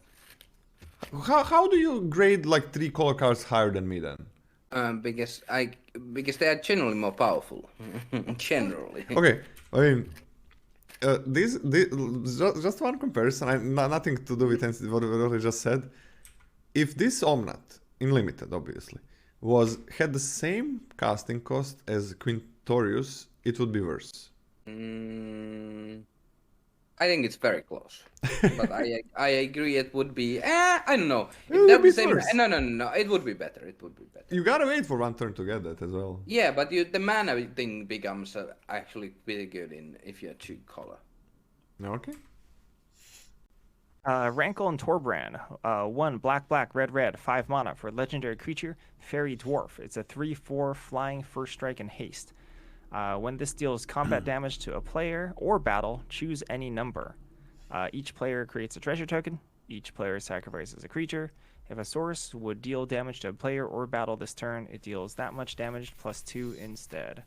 So since this has first strike, if you're attacking with something without first strike, you can hit your opponent and then choose something that's in combat but yet to deal damage, and that will deal that much damage plus 2. So in terms of sizing, right? Wait, can I ask something? Why did Rankle get the downgrade? Why did Torban have to mess Rankle up? Yeah, that's true. This is a significantly worse card than Rankle, in my opinion. Yeah, you had 2 red and 1 extra mana, and you got worse card. I mean, yeah, it's a better card if there was not the mana cost, but there is a mana cost. Also, like, for flavor reasons, I have no idea where this first strike came from. Oh, that's true, actually. This first strike came out of nowhere. I'm not particularly hot on this. So yeah, the 4/3 first strike tangles probably with most flyers. Actually, it can't even. Actually, I take that back. It can fly into Phyrexian Librarian and die, which is hilarious. What's a Phyrexian Librarian? The 5/4 reach. Oh, that's true. Actually, this card is not good, I think. I think if you're specifically black-red and this is your curve topper at 5, this is fine. But in terms of me picking this card early, I'm not excited by basically any of the modes. I'm pretty even underwhelmed by the +2 extra damage on my extra attacker. So I think I'm taking this at a D, and in color it's like probably a C+. Yeah, it's like, and the mana cost also is decently tough. Like, it's not gonna be uncommon that you can't actually even cast this with 5 lands out in red-black. Usually you can, but sometimes you can't. Yeah, I mean, I'll probably play this in any red-black deck, but I'm not that excited by it. I'll say C- and C+. There's one thing that I really do like. The last effect, with first strike, your creatures are gonna deal 2 extra damage to... Yeah, that's the whole point of the ability. Yeah, and that's... I mean, any source. It's any source, right? You can have other sources, but creatures as well. So I don't think that's a small thing. I think the last one is pretty good. And if you have some chomp attacks that you're making, well, you can sacrifice that chomper that opponent was just gonna eat anyways. And the opponent's gotta sacrifice something. Now, of course, that means they can chomp block. So it's not gonna do much. But sometimes. But you play this, it has haste, right? So opponent is not gonna think about it. They're not gonna be like, oh, I'm waiting for Rankle and Torbran. So the second and third effect can be really powerful because it is haste and first strike, right? Like in a racing scenario, you're both attacking a bit, and all of a sudden, boom, you deal a shit ton of damage. Plus, opponent doesn't even eat one of your creatures with maybe their 5-drop that they played on their turn. So I don't think it's bad. I think it's good in these colors. I don't think I'm gonna pick it highly. I'm gonna give it a C-, but I'm gonna give it a B- in color at least. Like I think it's pretty good in color. Like I don't think these are small things because all these effects come out of nowhere. Nobody prepares for this. Nobody's gonna be ready for that. Only you can be ready for that, right? Opponent does some attacks and you're like, okay, I don't block anything or at one turn, and then they can get fucked up. So yeah. What is your ceiling grade, guys? Both our ceiling grades were C+. You're still on that? Yep. Okay. Thalia and the Gitrog Monster. 1 white, black, green, 4 mana total for a legendary creature, human frog horror. This is a 4/4 with first strike and death touch. You may play an additional land on each of your turns. Creatures and non-basic lands your opponents control enter the battlefield tapped. Whenever this attacks, sacrifice a creature or land, then draw a card. You know what? I'm gonna give the last card a C. That's an upgrade, right? I gave it a C- first. You gave it a C- initially. Now you are the hottest on Rankle and Torbran. Yeah. Thalia and the Gitrog Monster, on the other hand, this thing is untouchable in combat.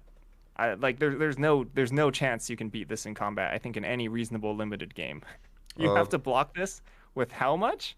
5 4/4s. 5 4/4s. All right. You gotta block this with a 3/3 and use the feat of resistance. To be fair, compared to like Glissa in the last set, you do have feat of resistance in white, so this is easier to tussle in combat than Glissa. And you have an indestructible equipment, which is kind of good. With flash, that gives +1/+4. So like I'm not actually like incredibly hot on the abilities of this card, especially on a 3-color card. So like creatures and non-basic lands your opponent's control entering tapped, that's a much better developing ability for like you tempoing out your opponent, whatever that word means. And honestly speaking, sacrificing excess lands and creatures in the late game is fine, but not incredibly powerful. Overall, considering I'm splashing this card, I'm not like incredibly excited about this. I think I would happily play this if I was confident in playing high quality fixers that I'm not embarrassed to put in my deck anyway. I can reasonably cast this on like turn 5, hopefully. Then I'm like, yeah, deal me in. This is acceptable. But for me, I'm not taking this card super highly. I think I'm taking this at like a C-. Yeah, I agree. I'm taking this like a C-. Yeah, I'm taking it as a D+. I don't want to work for this. I really don't want to work for this one. It's like, play additional land, who cares? It's got attack. It has to attack, and I mean it's good when you cast it, but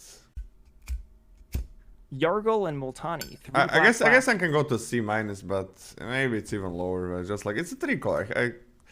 Yeah, the ceiling is better, obviously. Oh, what the fuck is this? Go Scotty. This is weird shit. Yargul and Multani, 3 black, green, 6 mana total for a legendary creature, Frog Spirit Elemental. 18/6. It has 18 power and 6 toughness, and it has abilities. The abilities is, I've heard much about you from my daughter, Multani rumbled. There was a time when I'd balk at your aid. Phantom? Whatever, that's its ability. Anyway, so in the game of Magic the Gathering, each Planeswalker starts off at 20 life, and 18 is almost 20. So you can hit your opponent once and they're almost dead. So I'm pretty sure this is an A. Wait. Scotty has to give you this grade, the real grade first. Are you giving an A? You're not. This kills your opponent. You hit them once and they're almost dead. They pay 1 Phyrexia. Okay, like the Phyrexia, the thing. Yeah, you gotta, when you're doing set evaluations, you gotta consider the mechanics of the set.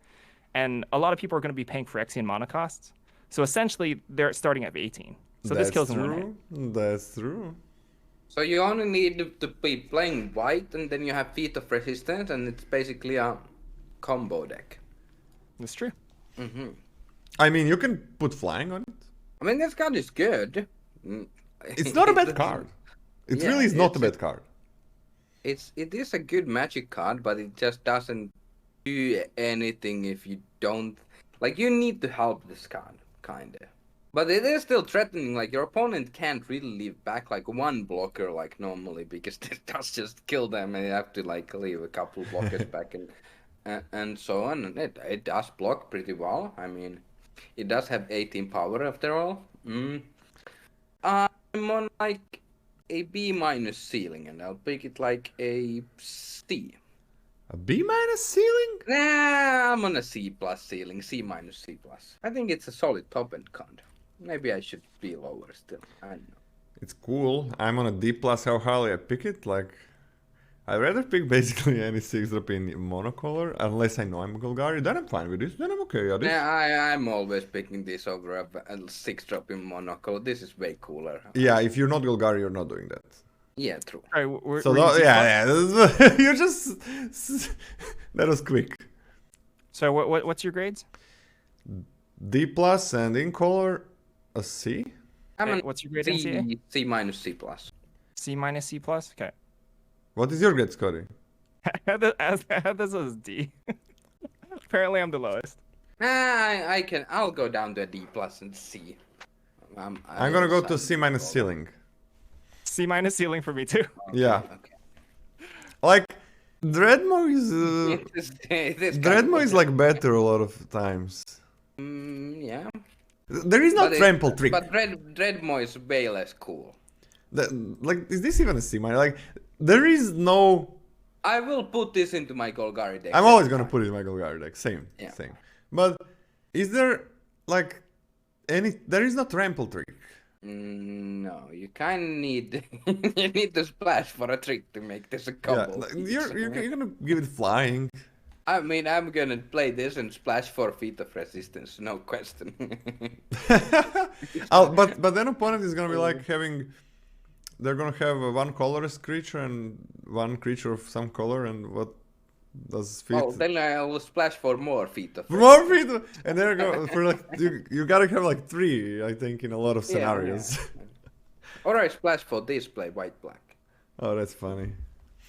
I'm on a D as well. I mean, I'm on D. No, I'm out of color. Like, when I don't know, I'm on a D-. This is vanilla 6-drop, basically. I'm on a D- out of color, and it is like enough better than a vanilla 6-drop, because you can't. Normally, you can just be like, I don't care about your 6-drop. Let me attack with my creatures. You can't just not leave blockers back for this. You have to leave blockers back for this. You but when I'm not... take fucking 18 damage. Yeah. But when I'm not 100% in Golgari, like, it's gonna be extremely low on how highly I pick it. Of course, I'm gonna in reality, first few weeks, sure, I'm gonna take it a few times, and I'm gonna say, oh, I shouldn't take it, but I'm gonna take it anyways. But that's not how you should take it if you want to win, right? I think D- is kind of the right thing. Am I the lowest now? You are the lowest now, yes. Sorry, you are the loser. Okay, and I'm on a D+ in color. There is no synergy. But they're gonna have to, like, if they don't remove it, they're kind of gonna be... The nice thing is they are gonna be very afraid. And they should be. Like, even giving this menace, like, they should be afraid. So I'm on a D+ ceiling. It looks threatening, and the flavor text is threatening, so you should be threatened by this. D+ in color. D+ is in color. When I know I'm Golgari. Probably gonna pick it as a C+. because I kind of want to have 18-6, but in reality, D+ after the first 2 weeks. Zimone and Dinah, or Dina, black, green, blue, for a legendary creature, human dryad. It's a 3/4. Whenever you draw your second card each turn, target opponent loses 2 life and you gain 2 life. You can tap it and sacrifice another creature. Draw a card. You may put a land card from your hand onto the battlefield tapped. If you control 8 or more lands, repeat this process once. This is a bizarro card, I think. This is pretty bizarro in my opinion. It's not like you're usually dropping this on turn 3. Frankly speaking, and completely unrelated to the draft set, this is my vote for the card that actually started in the commander set and somehow made its way into this set for some reason, because it really doesn't read like a... kind of reads like a commander card to me. Not in like the usual sense, but like in the real commander set sense. Yeah. But whatever. You can cantrip your sort of irrelevant creatures in the later game, and then obviously when you do that, you drain 2 life, which is actually a pretty stinking good clock. But the problem is, you're not going to be casting this until like turn 5, 6, if you have good fixing even. I think this card is fine. I think I'm taking this at like a C-, and it's going to have a reasonable impact if you can play it, and you sort of have a reasonable curve of creatures that you sort of expect to get out-moded in the late game. Yeah, I'm probably going to pick it like a D. You need to do work to make them drain you, sacking another creature. I don't really want to sack my creature to draw a card. I guess they lose 2 life and I gain 2 life. I need to do it on my turn, because if I do it on my opponent's turn, I'm not drawing 2 cards. You can do it if you have 8 lands. Yeah, that's true. Do you need to sack 2 creatures? I assume no. You sack 1. You just sacrifice 1 creature, yeah. Yeah. Yeah, I'm on like a D or a D+. I guess I'll go D, where I pick this. Yeah, okay, with a D or D+. What was your grade, Scotty?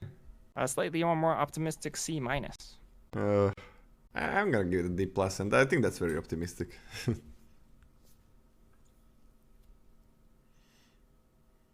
Zergo no Ojutai. 2 blue, red, white, 5 mana for a legendary creature, Orc Dragon. It's a 4/4 with flying and haste. This has hexproof as long as it entered the battlefield this turn. Whenever 1 or more dragons you control deal combat damage to a player or battle, look at the top 3 cards of your library, put 1 of them into your hand, and the rest on the bottom of your library in any order. You may return 1 of those dragons to its owner's hand. So here's like a joke, right? You can tap 5 mana. Your opponent is like holding the full grip of 7 cards. They've developed no creatures, and they have like 7 lands in play because for some reason they drafted full-on mana removal control. You can cast this for 5 mana, swing, and bounce this back to your hand, and then keep on doing that every turn, and never drops hexproof if you just keep on bouncing it back to your hand. Cool, you know? Flying haste 4/4 for 5 mana is good. That is good. Flying 4/4 haste for that they can't kill before it connects with them, and then it anticipates for you, right? Am I reading that correctly? It actually anticipates for you? Yes. Nice. That is strong. This is worth the splash, in my opinion. So if you have a 2-color deck that actually wants to, or that has the ability to splash this card, I would, and I'd be pretty happy about it. Just on the back of its body and its effects, I don't even care about bouncing dragons. So I think I take this at a B-. Yeah, I'm probably more on like, I'll take this as like a C or a C+, and then I guess a decent amount higher when I know I can splash this, but I'm gonna start this like a C. Yeah, I'm okay with starting with a C. What, did you just say this fixes for you? No one said it fixes for you. Okay, that's what I heard. I was just weirded out. Okay, yeah, C, it's fine. I mean, it's kind of small for the casting cost, because this is not 5 mana for flying haste. These are never 5 mana for when it has triple casting cost. So yeah, kind of small for what you're paying for it, but it's nice. It replaces itself many times.